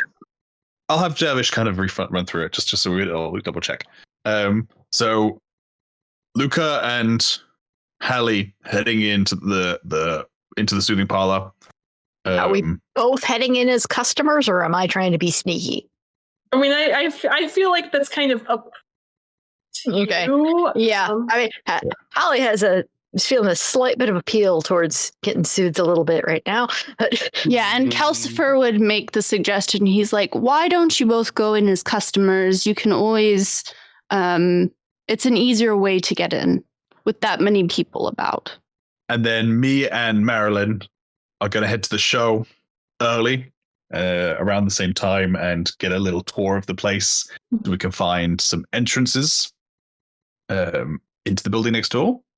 And you're also there as like backup, right? Okay, that's what I was doing. It's like, are we going in to find this person once? I think there's backup. You know, a large coloss-blooded man and a woman who can soothe, which they are specifically looking out for, and also is banned from this place. It's like our sort of last case scenario. We need to get them out, kind of thing. Yeah. Well, and Kalcifer also says, in the potential that things go sideways, and you know the approach should always be subtle, and then depending on if things go poorly, get more and more loud.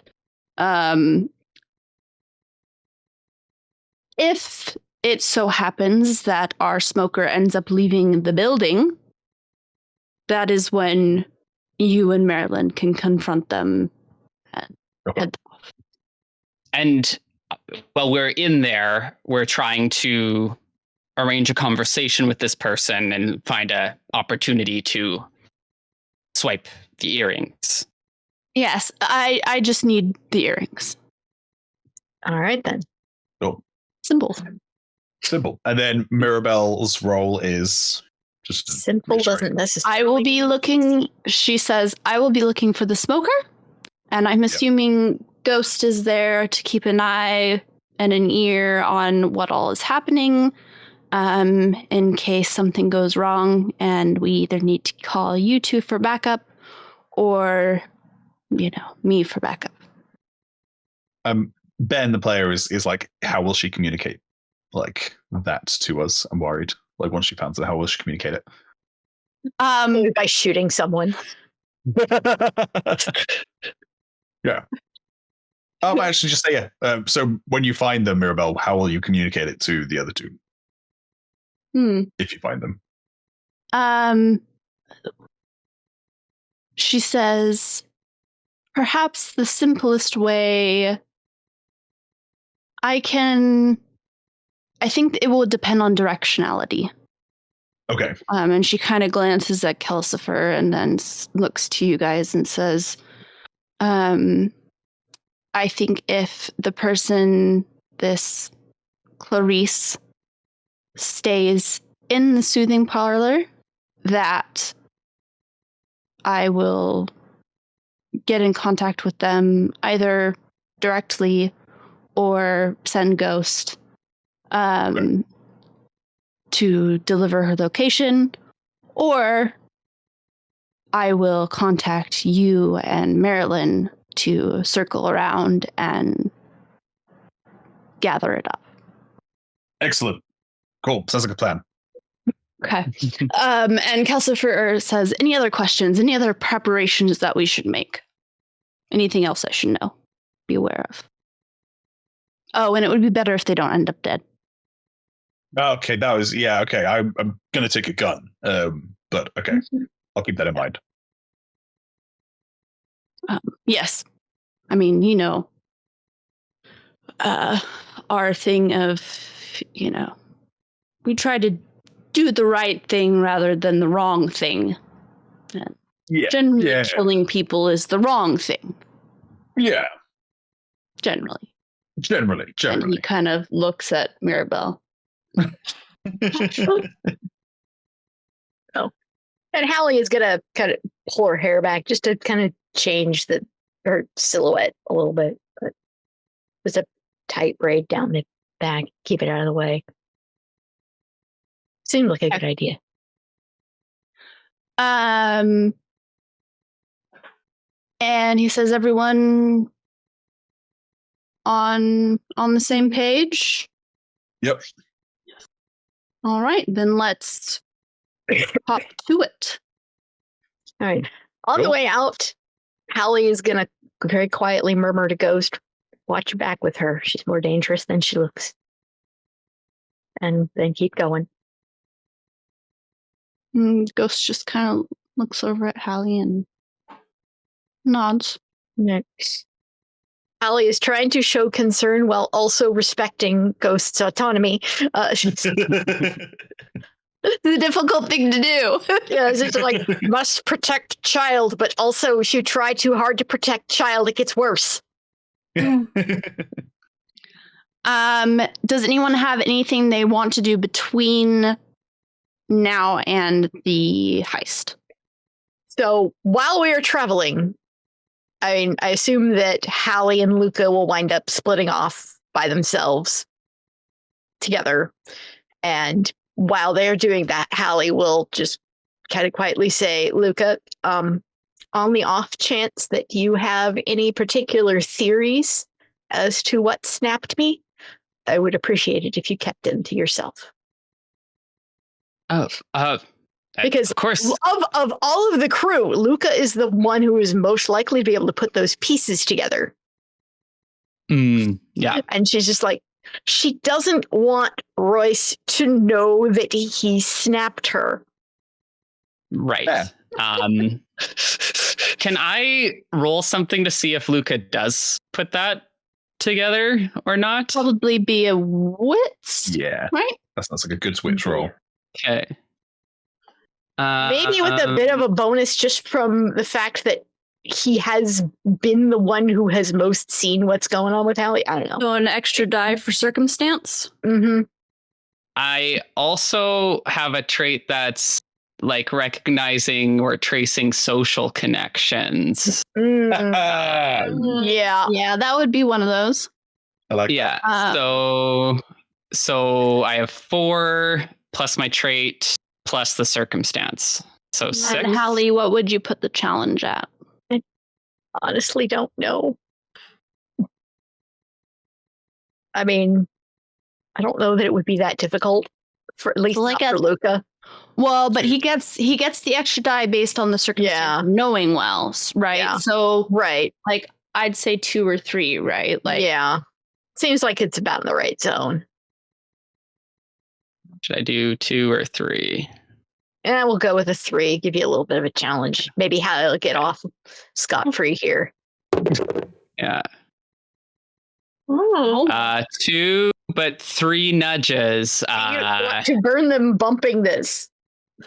Yeah, do you say Yeah. advice? Yeah. I'm gonna turn him. so you're like on that cusp of like, I feel like I should know this. Why should I know this? Yeah. And then like the Yeah. replaying. Ooh. Yeah. So yeah, Luke will be like, yes, of course. Hallie, your personal business is yours. I don't want to intrude at all. And you know, I don't spend time I'm concerned for you sometimes, right? Like you're my friend, so I do think about your life sometimes, but I'm not trying to be nosy about it. So Luka, it's okay. I just don't need any particular individuals feeling guilt over a thing that couldn't have been avoided. Oh, right. Of course. It's yeah, I understand. Thank you. This will in no way come back to bite Hallie in the ass later. No. The time comes and the theater doors are currently shut, right, in preparation for the one-woman play or the one-woman show. There's a little ticket taker out front, and they are, you know, taking clips in exchange. That's what they're called, right? Yeah.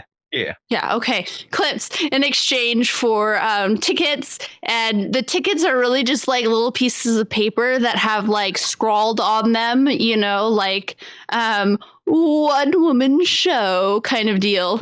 A night of brawdy fun. And I want you guys to know that I suggested me going with Dervish solely because I, as a person, wanted to see the one-woman show and to be there in person for it. Like, I'm so excited. and meanwhile, you know, there's the soothing parlor next door to this like little line that's forming. And every so often people come in and out, you know, kind of like heads tucked and, you know, avoiding eye contact sort of deal. It's not the nicest place in town. And same with the pawn shop, right? Like the pawn shop is like open, but closed at the same time. Like you almost assume it's by appointment only, but it has an open sign. And you're not quite sure what that means. Like, it just feels very, very sketch. And who is going in first, Hallie or Luka? Yeah, Hallie can go in first. It's not a big deal. Yeah, Luka might suggest Hallie just because his style is a little more like noticeable, so Mhm. it might work better for Hallie to go in and be subtle, and then if she needs some cover, like Luka will be distracting when he comes in. Yeah, Luka is very distracting. Slowly This is an excellent plan. Slowly up the loudness, as Kalcifer suggested. As Hallie enters, Marelyn, will you describe the joint? Because this is where you used to work. Okay, so you walk through the front entrance, and directly ahead of you is a little desk with a person behind it. And, behind the desk is a door. And, to either side, there are kind of on the left and right these two hallways going back. And kind of against the wall next to the door, there's a couple of, benches. They don't look super comfortable, just kind of a place to sit if, you happen to get here before, and there's no one available to take you right away. You have, an appointment at a specific time. Not that this is a place that, has a ton of appointments. It's more of a place where you go for a walk-in, but... Okay, so Hallie, as you come in, there is a I was going to say gentleman, but he's not really a gentleman.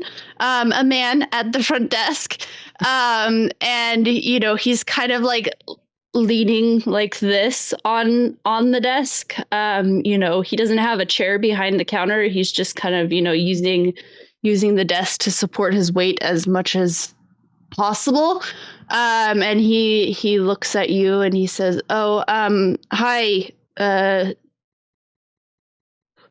Do you have an appointment?" Nope.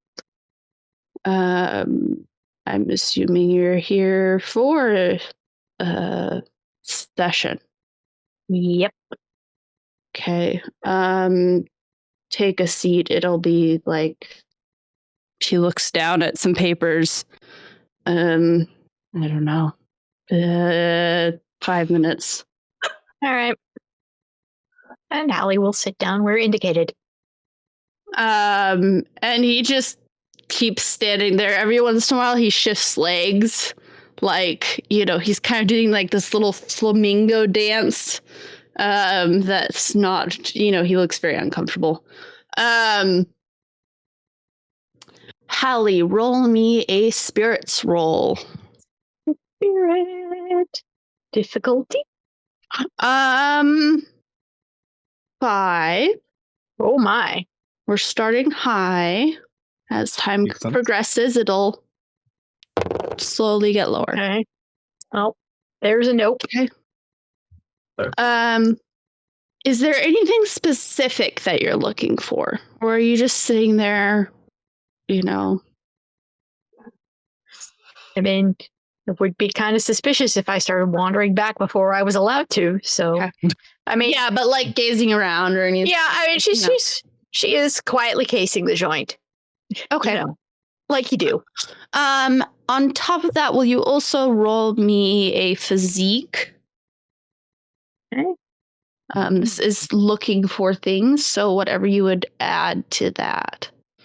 Actually, you can add your access. Access control? Yes. Okay. And difficulty now? It's going to be a 4. Well, here we go. And bank a nudge.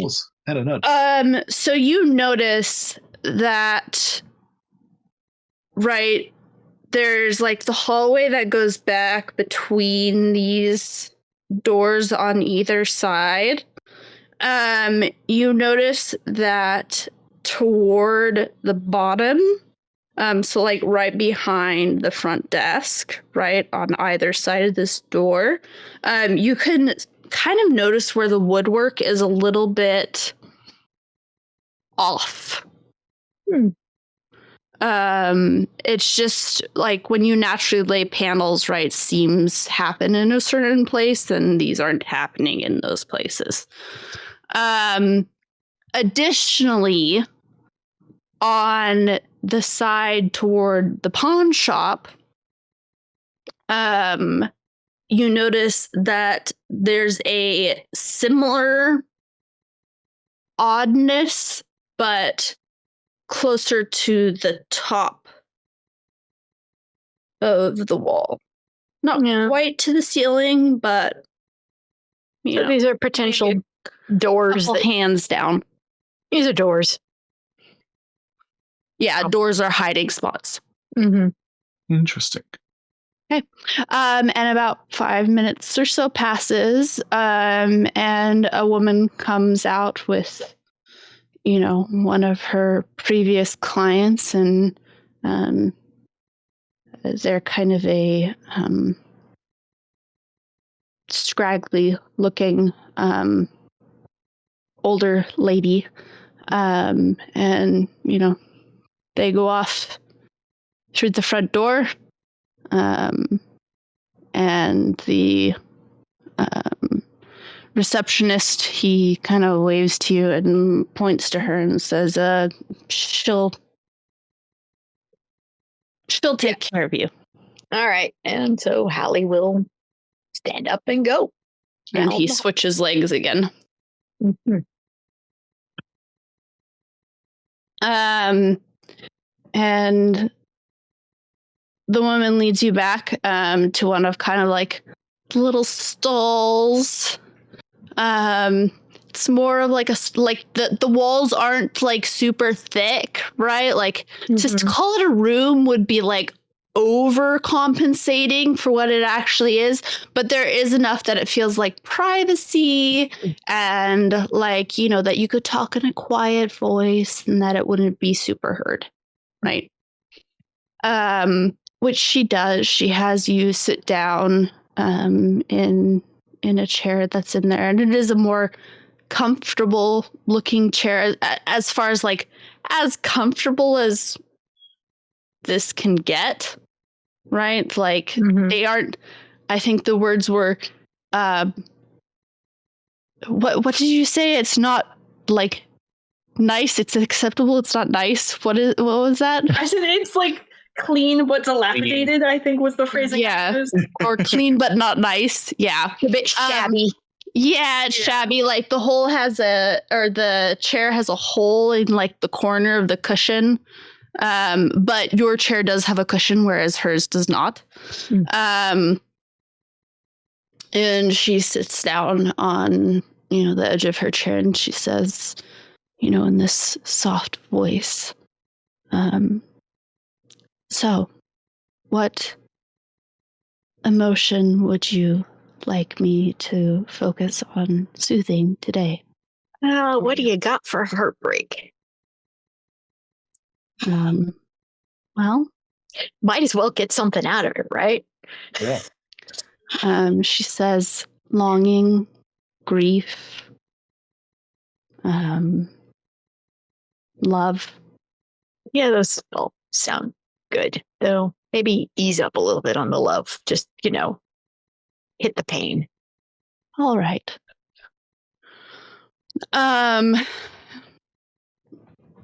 And it takes a few minutes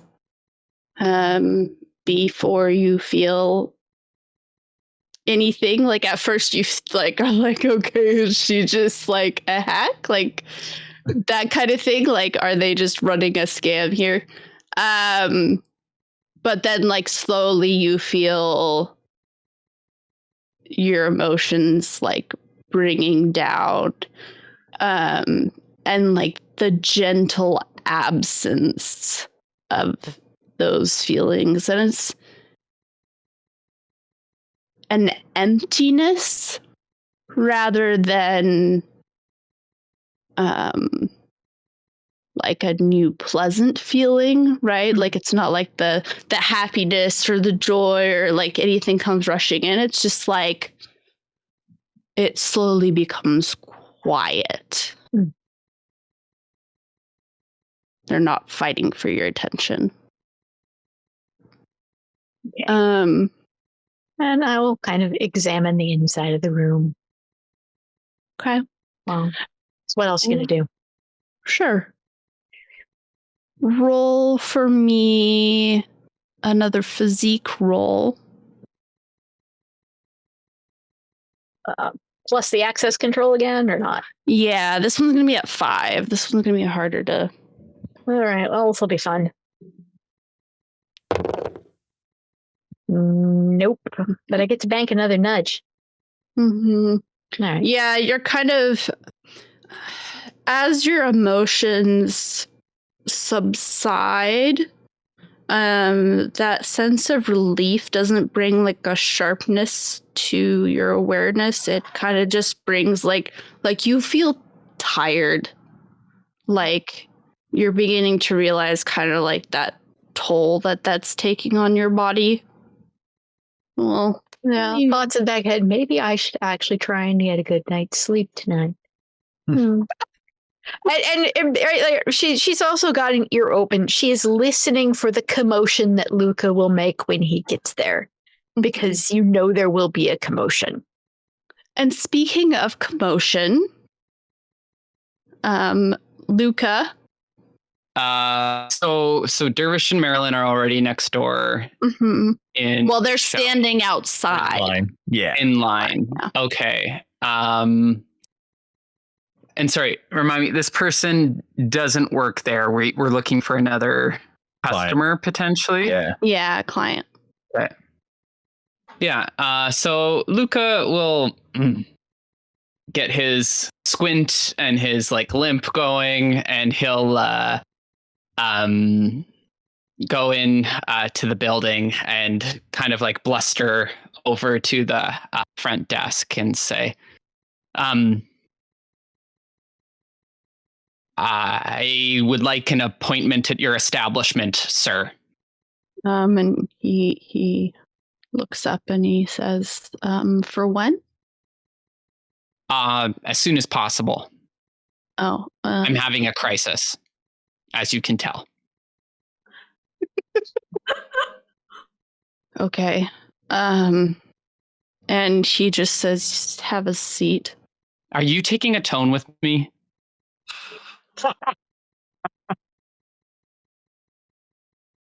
No, sir. I'm so bad for this poor employee. I'm quite sorry if that's how it appears. I'm just tired. Right. Of course. Me too. Yes, I'd like an appointment, please. All right. Take a seat, and I will make sure our next appointment will be in about 20 minutes. Who's your best soother? Is that with your best? No. When could I see the best? Well, currently they're booked. Until? Until tomorrow. Do you have cancellations? I mean, potentially. But you would just have to sit there and wait and hope. Could I book an appointment for near the end of the day, but then wait in case there's a cancellation? Yes, I can do that. Thank you. I'm sorry. My issues are very intense and I need the best. I have a lot of issues, as you can clearly tell.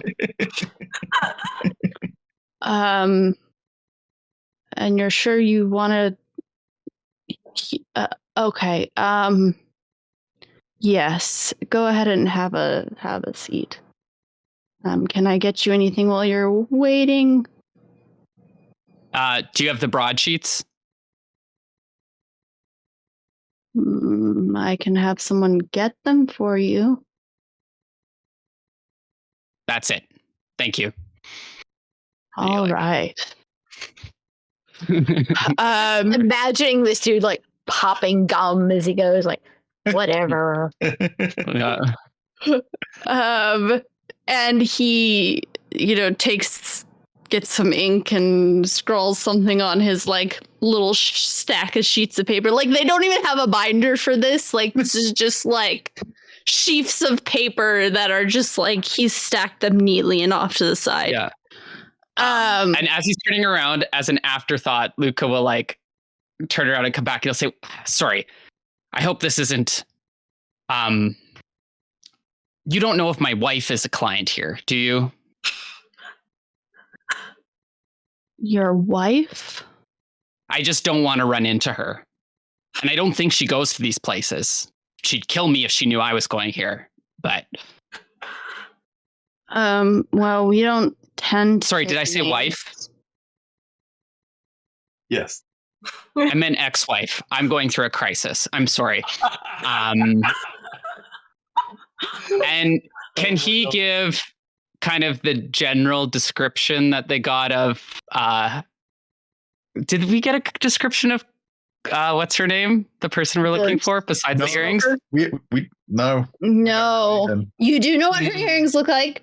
And you do know that she is a she. And that she was by Clarice Monroe. You can just give him the name. So that's the name she's using here. He'll say, she walks around wearing these really expensive earrings that I got her.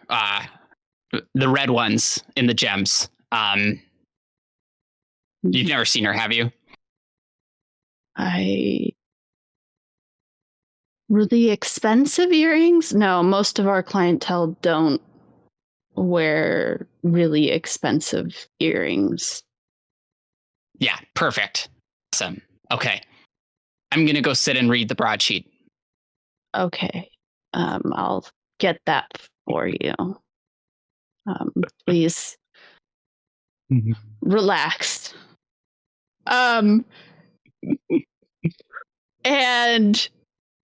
as you're sitting there, please make me a spirits roll of 5. Okay. Can I add anything? Probably not. Spirit. Okay. That's a 3. Ooh. 2 1s and a 2, so no dice. I mean, they are dice, but they're not good dice. Yeah. So Luka will kind of post up. Seeing that Hallie has like gone into a room, he's going to try to loiter a bit. I really hope Luka at least tips this poor man.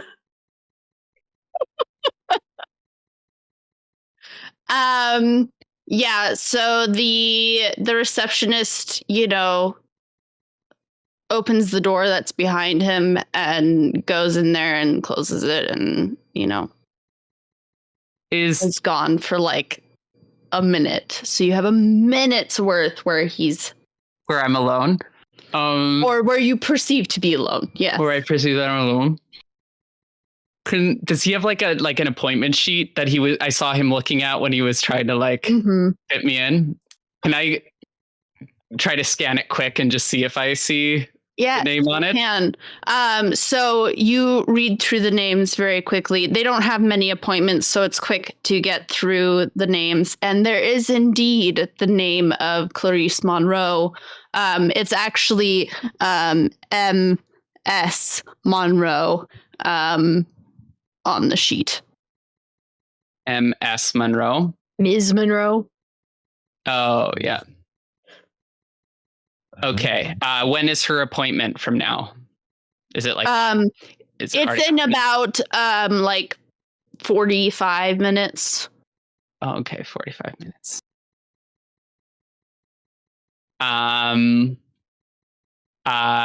Luka, to cover in case the guy comes back, he's going to look for like a loose piece of paper and a pen on the desk.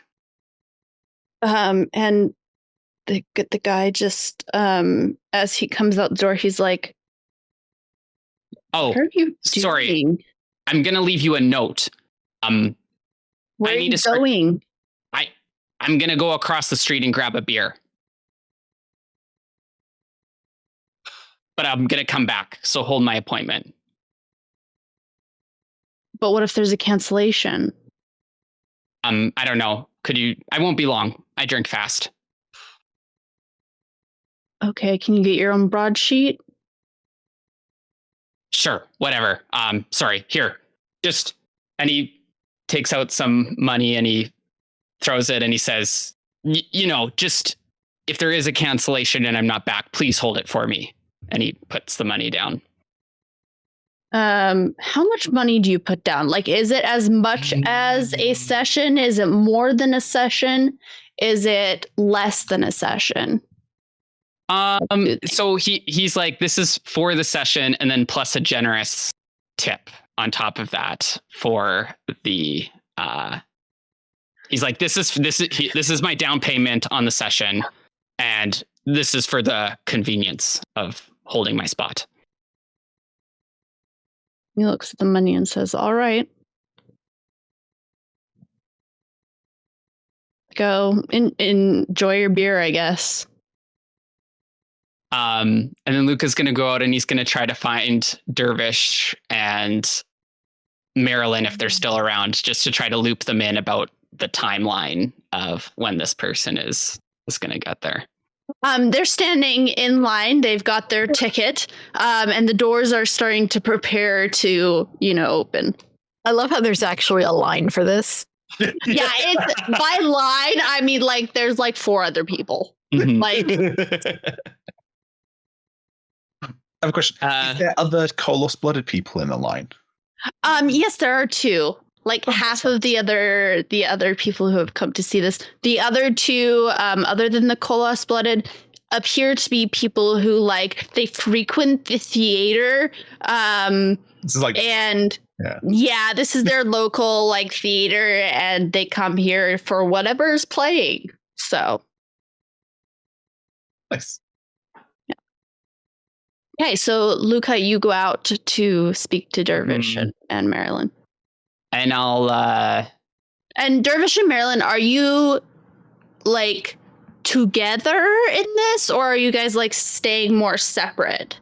Yeah, I mean, I think I was just gonna say that I'm a colleague from with the brass ladle who really likes theater, so you invited me along, kind of thing. Yeah. So yeah, I'm happy with that. Okay. So you'd be standing close together. Yeah. Okay. Sorry, Luka. Yeah, so Luka he'll kind of try to find a subtle, there's not many people there. So he'll kind of squint like he's looking for directions. And, he's not wearing his glasses. And then he'll just kind of say, I think that other show starts in 45 minutes or so. I'm going to do that. And he's just kind of internally monologuing, but he tries to share a meaningful look with those 2 when he says the other show starts in 45 minutes. And then he stalks off again. Cool. I want you to roll a charm of 1. Okay. And I get 6 dice for that. Nice. I can roll a 1 with 6. Yeah. So I won't beg for any traits. Just a 1 and a nudge. Oh, that's.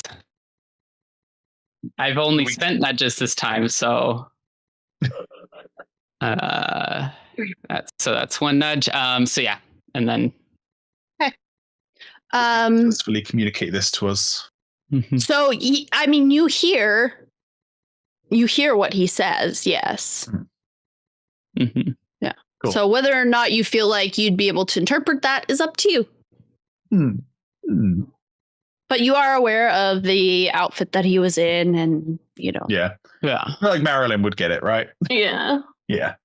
Okay. So while Luka, are you actually going across the street? No, he's gonna walk straight back in and say, I changed my mind. My stomach's upset. And he's gonna sit down in the waiting room. Okay. And the poor receptionist looks to him and goes, so did you get the broadsheets? No. So do you still want me to get that for you? If that's not too much trouble.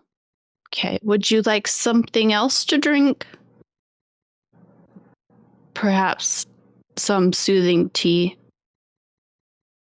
Yes, soothing tea. Absolutely. Okay.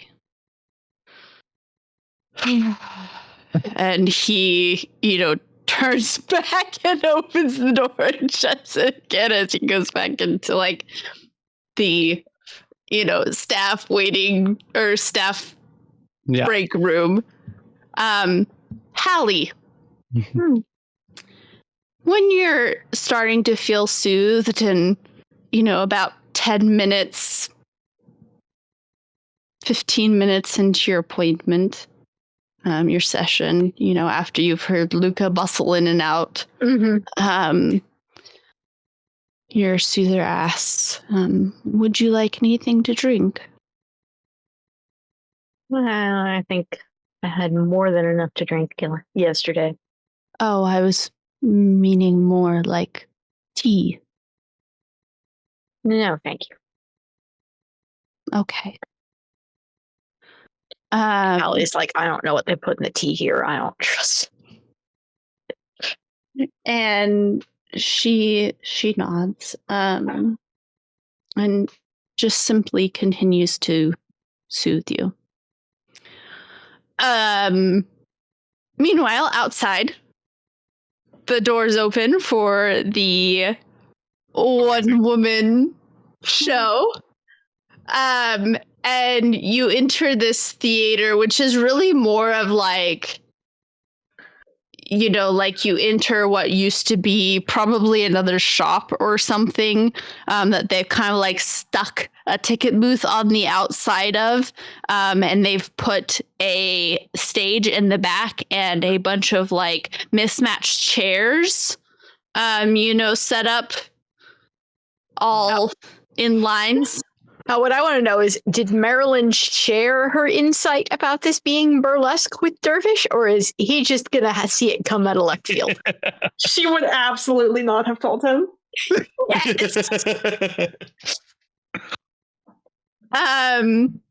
And it's very dimly lit, not only probably to set an ambiance, but also to like save on costs.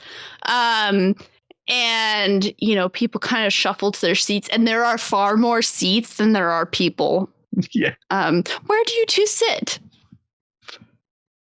I want to make sure that she can see that I've attended. So I'm going to sit in the. I'm going to take me and Marelyn. I'm going to sit in the front row. Hell yeah! Yeah, like right in the middle, like This is killing me. Okay. Life choices. Okay. So the crowd kind of begins to shuffle, and yeah, there's like 6 of you.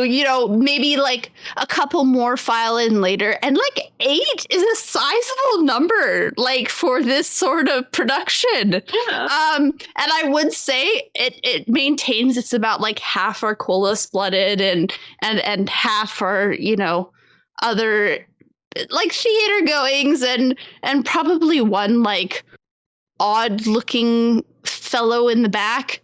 But yeah, for the most part, it's just this little group. a couple more residents of the tenancy. Yeah. No, you don't see anyone else that's from your apartment building. They all had things going on, like polishing their books and washing their hair. Sorry, I business. can't attend. I have to clip my toenails that night. I will say Dervish is really excited because he's not seen this many Colos blooded in one place since he got to the city. It's kind of because he's on the job, so he's keeping a stoic kind of. He wants to be making small talk with them, but he's not. And you notice that the ticket taker comes in, and they go around, and you notice that they go through a door that's like off to one side, and it is on the side of the soothing parlor. They go off through that door, and then just kind of disappear, and then the lighting kind of shifts, And, like it kind of dims a bit further and, like other lighting raises on the stage. And, it just kind of furthers that tension and ambiance. But people are still chattering, right? It's not like anything started yet. The curtain hasn't raised. And the curtain is this like, it's something akin to like velvet, but like, and it's definitely a reddish color. But it's got like several like moth-eaten holes in it, and it's like, kind of lopsided, and it they probably thrifted it or got it from the pawn shop down the road. Who knows? Marelyn, if there's like chit chat between people in the audience before it starts, might like go to one of the people who seems like they come here regularly and be like, "Oh, this is my first time at this theater. Our usual theater is in another sector, but this show just sounded so up our alley." Yeah, this isn't quite the thing that we normally watch, but it's what's here for the next week or so. So do you know if they do like, because sometimes after these shows you can go backstage and meet the performers. Do they do that sort of thing here? Sometimes, backstage is like a hallway and like one room. It's not much to talk about. Yeah, so not enough money is going towards the arts these days. No, there never is. Back in the day, like a couple years back, there was a better scene. They put in this theater like fairly recently. However, we used to go to a different theater, but that one shut down, and so we came here, and this is now our main haunt. Is there anything else you want to get out of? Not nothing in particular. I don't think. I think I got what I wanted to. Dervish, is there anything? Are you just like? I'm like, I might shift from the center of the front row to the side of the front row, assuming no one else is sitting on the front row. Okay, so you're just like moving a couple of chairs down from Marelyn. Yeah. Well, because it just occurred to me, while Marelyn's off chatting with people, I might do, yeah. Oh, okay. It occurred to me that if Mirabelle wants to contact us, like needs to come get us, it'd probably be better that I'm on an aisle seat. Okay. So I'm not standing up in the middle of the row and getting in everyone's row as I get up and leave. Okay. I wouldn't want to block this for anyone, I wouldn't want Yes, it will be quite an event. All right, so you settle into your chair. Marelyn, you eventually, return back to your seat. And the curtains, have like, the lighting kind of shifts again and everything like falls dark and everyone starts to like quieten down. And then there's a voice. And she says, "This is my story." And immediately there's a song as the curtains start to raise, and it's her singing, and she has a better voice than you would have expected. Like, it's very like operatic and like full chested. But Dervish's landlady, remind me what her name was, Dervish. It's Miss Patty. Patricia. Patricia. And she said, "You can call me Patty." Yes. And she is wearing this like somehow she has fit herself into this very tightly smocked dress. And she is still a very large, rotund woman, but like this, like, shapes everything into somewhat of a silhouette, and it flares out at the bottom. And she is singing, and the corset moves with every breath. And it is this very, like, operatic, melody, and better than you expected. And you were like, okay, maybe the money was worth it at this point. Like, it's not bad. Yeah. It's not bad. You're not dying. Yet. And maybe never. I mean, she is Koloss, so. Yeah. Luka.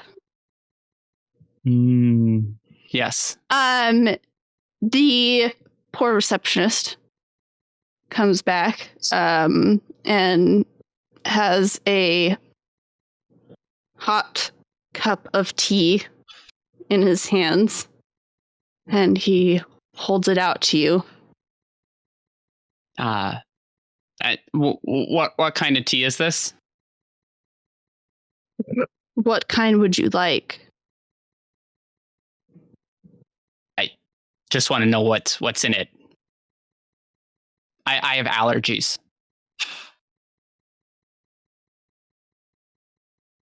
It's hypoallergenic tea. Thank you. And then he hands it to Luka, and goes back to stand behind the desk, like, leaning.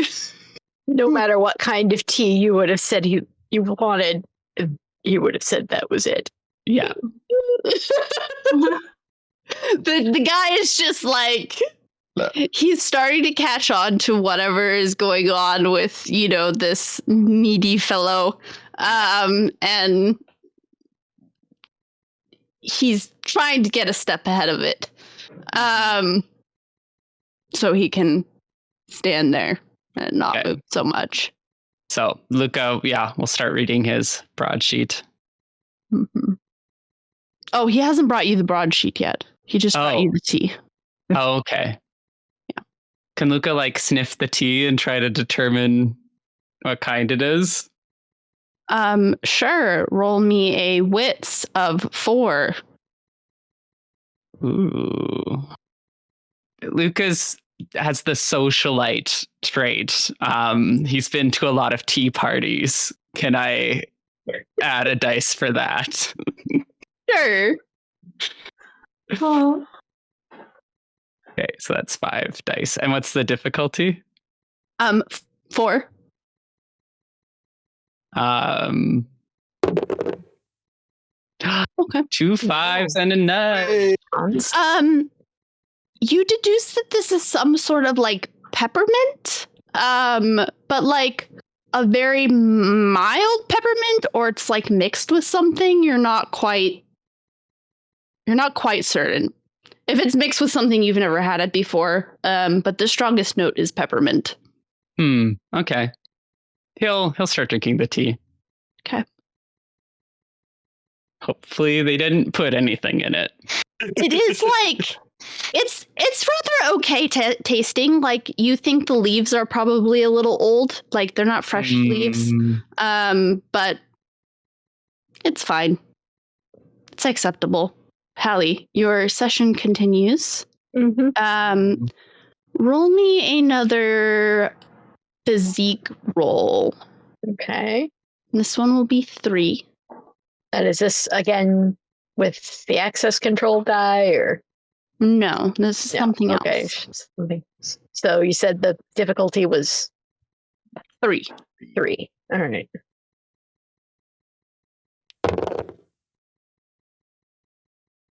Well, you know what? I'm gonna spend a couple of nudges to bump that up to the 3. Oh yeah. Or, like, just yeah. I had 3 banked. That's one, so I still have 1 banked afterwards. Okay. Kind of distantly, you hear like a thunk. A thunk. It's just like a solid walk. Kind of lift my head and kind of go. Something fall? What do you mean? You didn't hear that thump? No. Well, maybe it's my imagination. Perhaps. You also, might be falling asleep slightly or something. A lot of people do that. There's that strange in-between stage between like sleep and awake where we, start hearing things or jerking or whatever. I experienced that a lot. They work you pretty hard here, don't they? She just kind of gives a weak smile. I'm just like, I didn't realize I came in here about my problems, but are you all right? I'm fine, thanks. She is clearly lying. That you don't even need to roll for that. But yeah. Are you sure? 'Cause you don't seem fine. I need you to roll me a charm of 4. Charm. Oof. A 4. Yeah, I don't really have anything that's going to boost on that, but damn. Nope. Not charming enough. She says, I'm as fine as I'm going to be. And she just says, it's better if you just relax and maybe, just enjoy yourself, I guess. A little hard to enjoy myself when the person who's helping me is clearly even more exhausted than I am. She just gives you that same weak smile. Well, at least I hope the soothing's doing its job.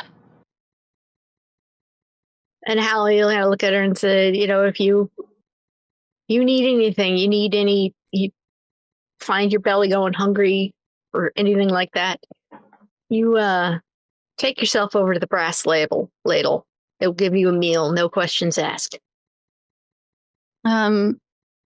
She just nods and she's like, I know. Same smile.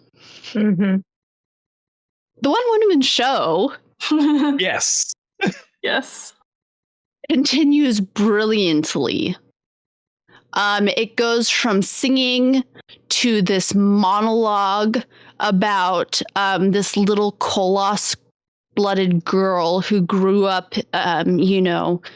like on the edge of the city and then, kind of finds her place and how she embraces herself and who she is, and how she finds her voice. And then there's another song.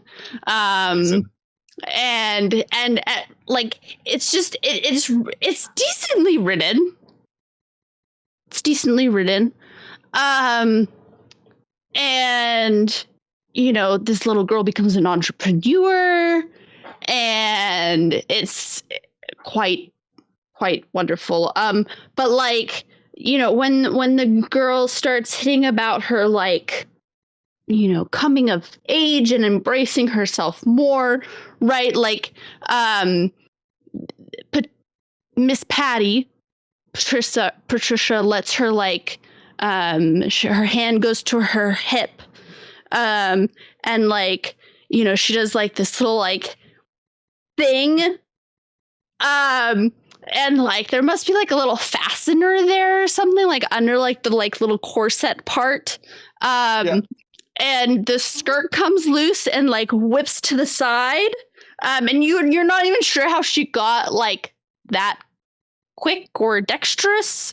But she like kind of flourishes it off and then like casts it towards the audience. I'll catch it. Okay. And there's like this flutter of fabric, like at the, you know. I didn't leave the front row, still right in front of the stage. Like I did And not she, like Dervish did. Kicks out a leg, you know. And then quickly just launches into another song as she begins to like dance. I have a very important question. Matt up in our chat. She's not wearing red earrings, is she? No. Okay, good. We just wanted to double check there wasn't a misunderstanding with Kalcifer's info and that, you know, the mark, we were completely off the mark. We just wanted to double check.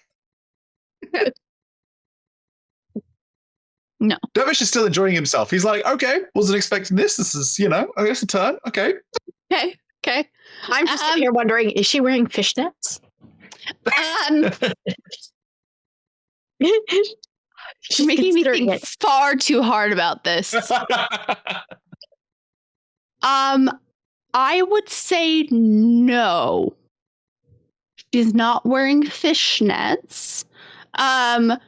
But she does have like a beaded garter around one leg. Excellent. So this proceeds, right? And we're probably getting around that 45-minute mark. This one-woman show, it's like you somehow feel like it is both longer and shorter than you expected. Excellent. And Luka, as you're sitting there waiting for your appointment, people, you know, come in and out, and the receptionist, you know, will have them wait for a couple of moments and then leave. And I don't hear a thunk, do I? No. And eventually, you know, a woman comes in through the doors, and she has blonde hair, which she's, you know, spiraled up and, you know, it's pinned to the back of her head. And her makeup is done very, very heavy. It looks a little bit gaudy. And, you know, she wears like a shawl. You'd probably put her in about early 40s range. Okay. Luka, I want you to roll me wits. Can I ask a question before I do that roll? Yes. You said she has really thick makeup. Does it look like it's like she just wears thick makeup, or does it look like, having recently put on a disguise myself, does it look like it's someone in disguise? You may add a dice to your wits. Yeah. Beautiful. So that's 5. Okay, yeah. This is a 3 challenge. 3. Okay, so 5 dice. And that's a 4 and a nudge. Hell yeah. You're sitting there, and as you're kind of like peeping up from your tea, and your broadsheets have been brought to you. Oh, okay. It did take a while, but they have been brought to you. So he's got his broadsheet. It takes you a hot moment, but I think you suspect who this is. Yep. And it is who you think it is. Is it Beatrice? Mm-hmm. Yeah. Okay.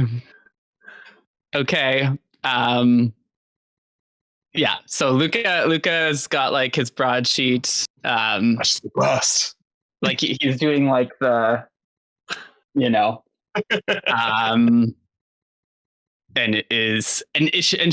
she's wearing. Is she wearing the earrings? She is not wearing the earrings. She's not wearing the earrings. Okay. So I've just recognized Beatrice in disguise come into this establishment. We don't know if this is the mark just yet. Yeah. But she's coming in at the time.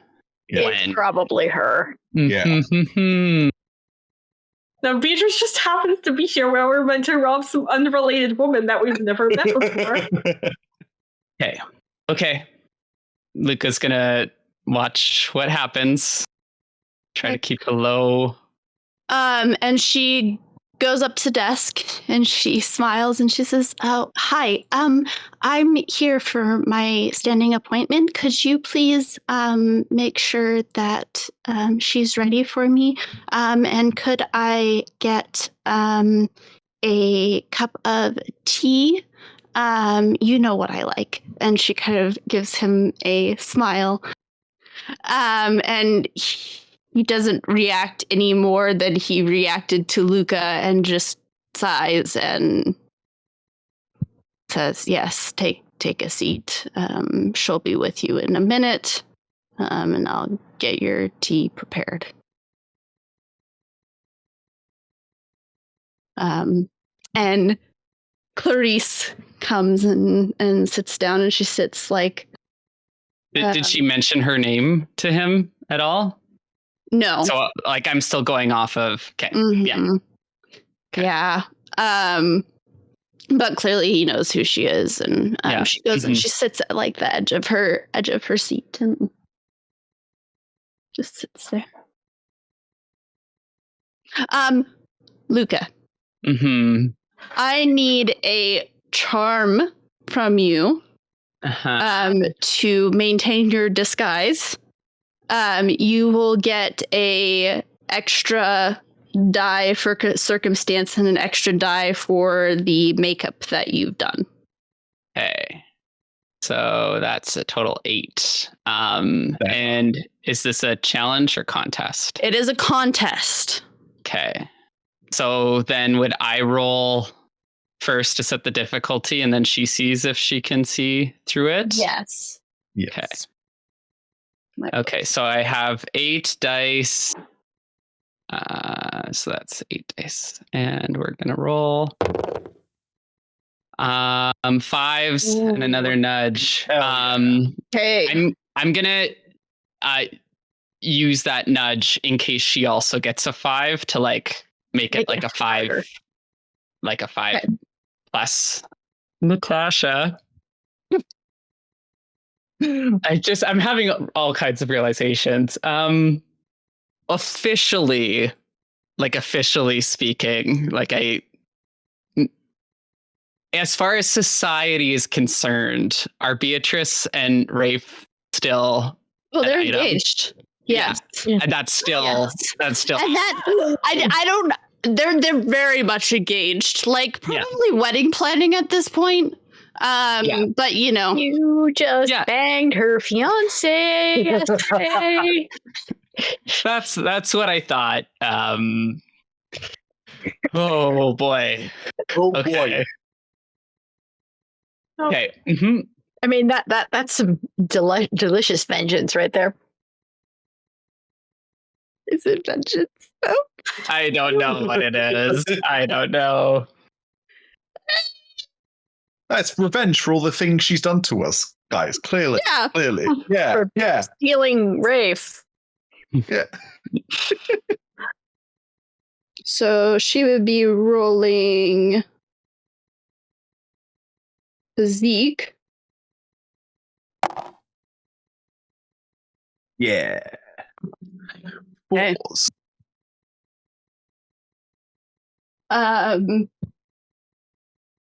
Yes. So she doesn't seem to recognize you.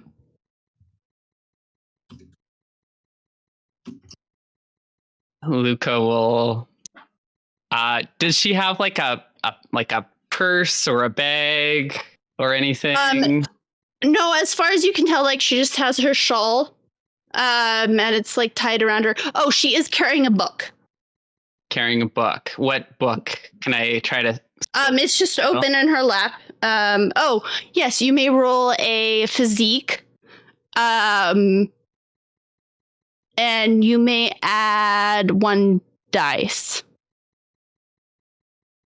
Oh, sorry, what's the I didn't ask difficulty. I don't think it matters. Because I got It's not bad. 3 5s. Wow. The title of this book is Mysteries of Shattered Glass. Ooh. Is this an Illyra Kelsey? It is.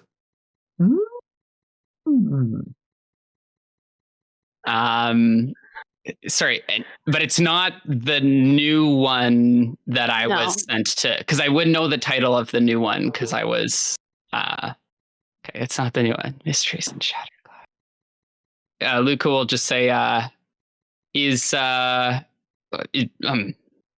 haven't read that one. Is it any good? He closes it and flips it over and she says, "It's fine. I find the plot predictable." Tends to happen with mysteries, I guess. Often. Generally the person that's culpable is the one that you both expect and don't expect. I feel like there are layers happening here. Yeah. Luka's gonna nod and like, do I see anywhere on her where she might like have earrings potentially? Like a pocket or a like No. Okay. Interesting. Okay, Luka will just kind of sit with his paper and try to keep an eye on things. Try not to say anymore. And she flips back open to her page that she was reading on and returns to reading. Hallie, roll me a physique roll of 3. Luka, I would also like a physique roll from you at 3. And I can't add anything. I fail it. Do you have and enough religious banked? Only 2, including that one, so not enough to bump. I'm not adding anything though. No. Okay.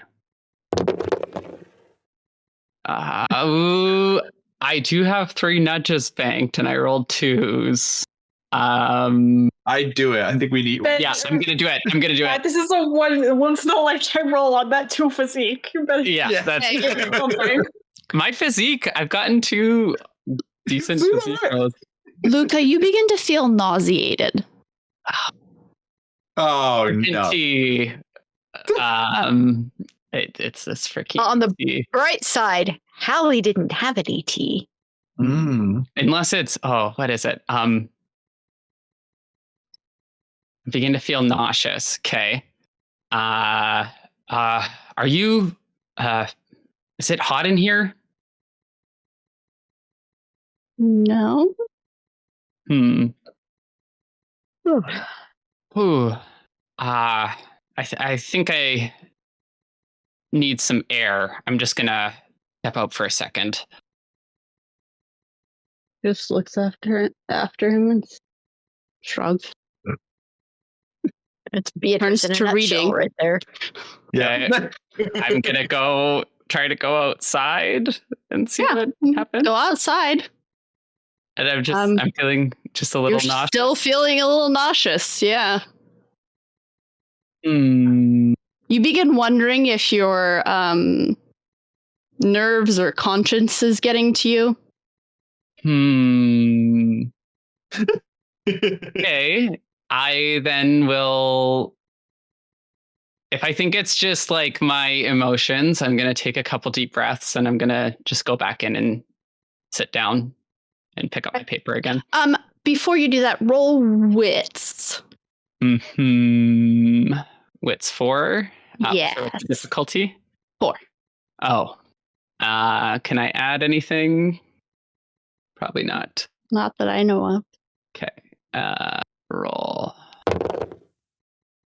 Ooh, 3s. Yeah, you're blaming it on your emotions. And being next to Beatrice is always kind of distasteful. It always provokes a little bit of nausea. Yeah. It does, yes. Yeah. Jeez. All right. Hallie. As the soothing kind of comes to a close, she says, you're welcome to sit here for a little bit longer. I'm going to step out so I can go take my next client. But, as the soothing wears off, sometimes, people take a moment or two to come back to their emotions and feelings as they settle back in. So, most people like to just sit. And then, I can have some water brought to you. But otherwise, I suggest that when you get home or wherever else that you do hydrate. And Hallie will just nod and tip her generously. Okay. And she steps out. Excellent. Are you going to stay there? Are you going to step out immediately? What is your... I'm going to give it a moment so that she has enough time to get away, and then I'll crack open the door and peek down the hall. Make me a spirits roll of 2. Ooh.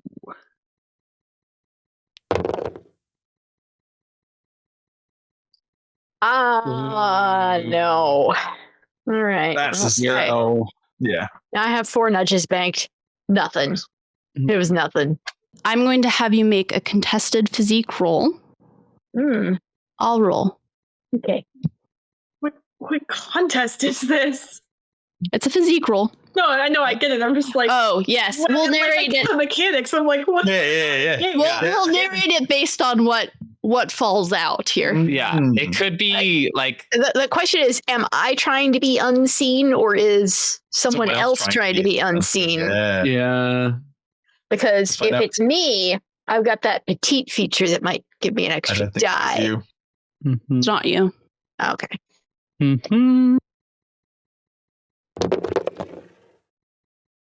Well, okay, so it's 2s. A lot of 2s, a lot of them. Oh, physique, huh? That's 6 dice. Come on, Hallie. Oh, nothing, but I'm banking another nudge. Yeah. Before you have time to react, you feel a presence behind you. You feel a hand slam the door. And then you feel a cloth go over your face. Yeah, I do think it's reasonable that Hallie would have downed that pewter vial before walking in. I think it's time to start burning pewter. Okay. You are burning pewter. The one-woman show continues with glory. And at some point, like as the show crescendos, Patricia rips off her corset and is all out in all her glory. Amazing. And is dancing in this beautiful burlesque and singing. And it is just like a fit a peak. Just beautiful, but also Not at all what you were expecting, except somehow exactly what you were expecting, given the arc of the show and the plot and how everything comes together. Yes. Yeah. And I think that's where we're going to leave this episode. Oh. Right. Okay. I have so many thoughts, but did Kalcifer betray us? But then he wouldn't have had us in a different building if he was planning on betraying us. And I don't know. I'm what's going on? What is going on? Oh man. Okay. Cool. Right. Thank you everyone for listening. I hope you enjoyed this session, episode 18 of Diceborn. Don't forget about this week's giveaway. What will be picked next week and then announced in the next episode. Another thank you to Natasha for running this game. And you can find the rest of us on 17shard.com for your news, theories, discussion, and fun. You can find us on Discord, Facebook, SoundCloud, YouTube, and if you like all of our stuff, you can support us on Patreon. Stay tuned for more and keep those dice rolling. Bye. Bye. Thanks for watching Diceborn. This show is a production of the 17th Shard and uses the Mistborn adventure game system developed by Crafty Games. Diceborn features cast performances by Ben as Dervish, Rosemary as Hallie de Passel, Matt as Luka Ilariel, Grace as Marelyn Dramali, Ian as Royce Hadriel, and Natasha, your Lord Roller, as everyone and everything else. Background art and overlays were designed by Connor Chamberlain, with character portraits illustrated by Shuravf. The Mistborn Dice Roller was programmed by Marvin. Finally, editing, post-production, and sound design by Alyx. Thank you for joining us, and we'll see you in the next one.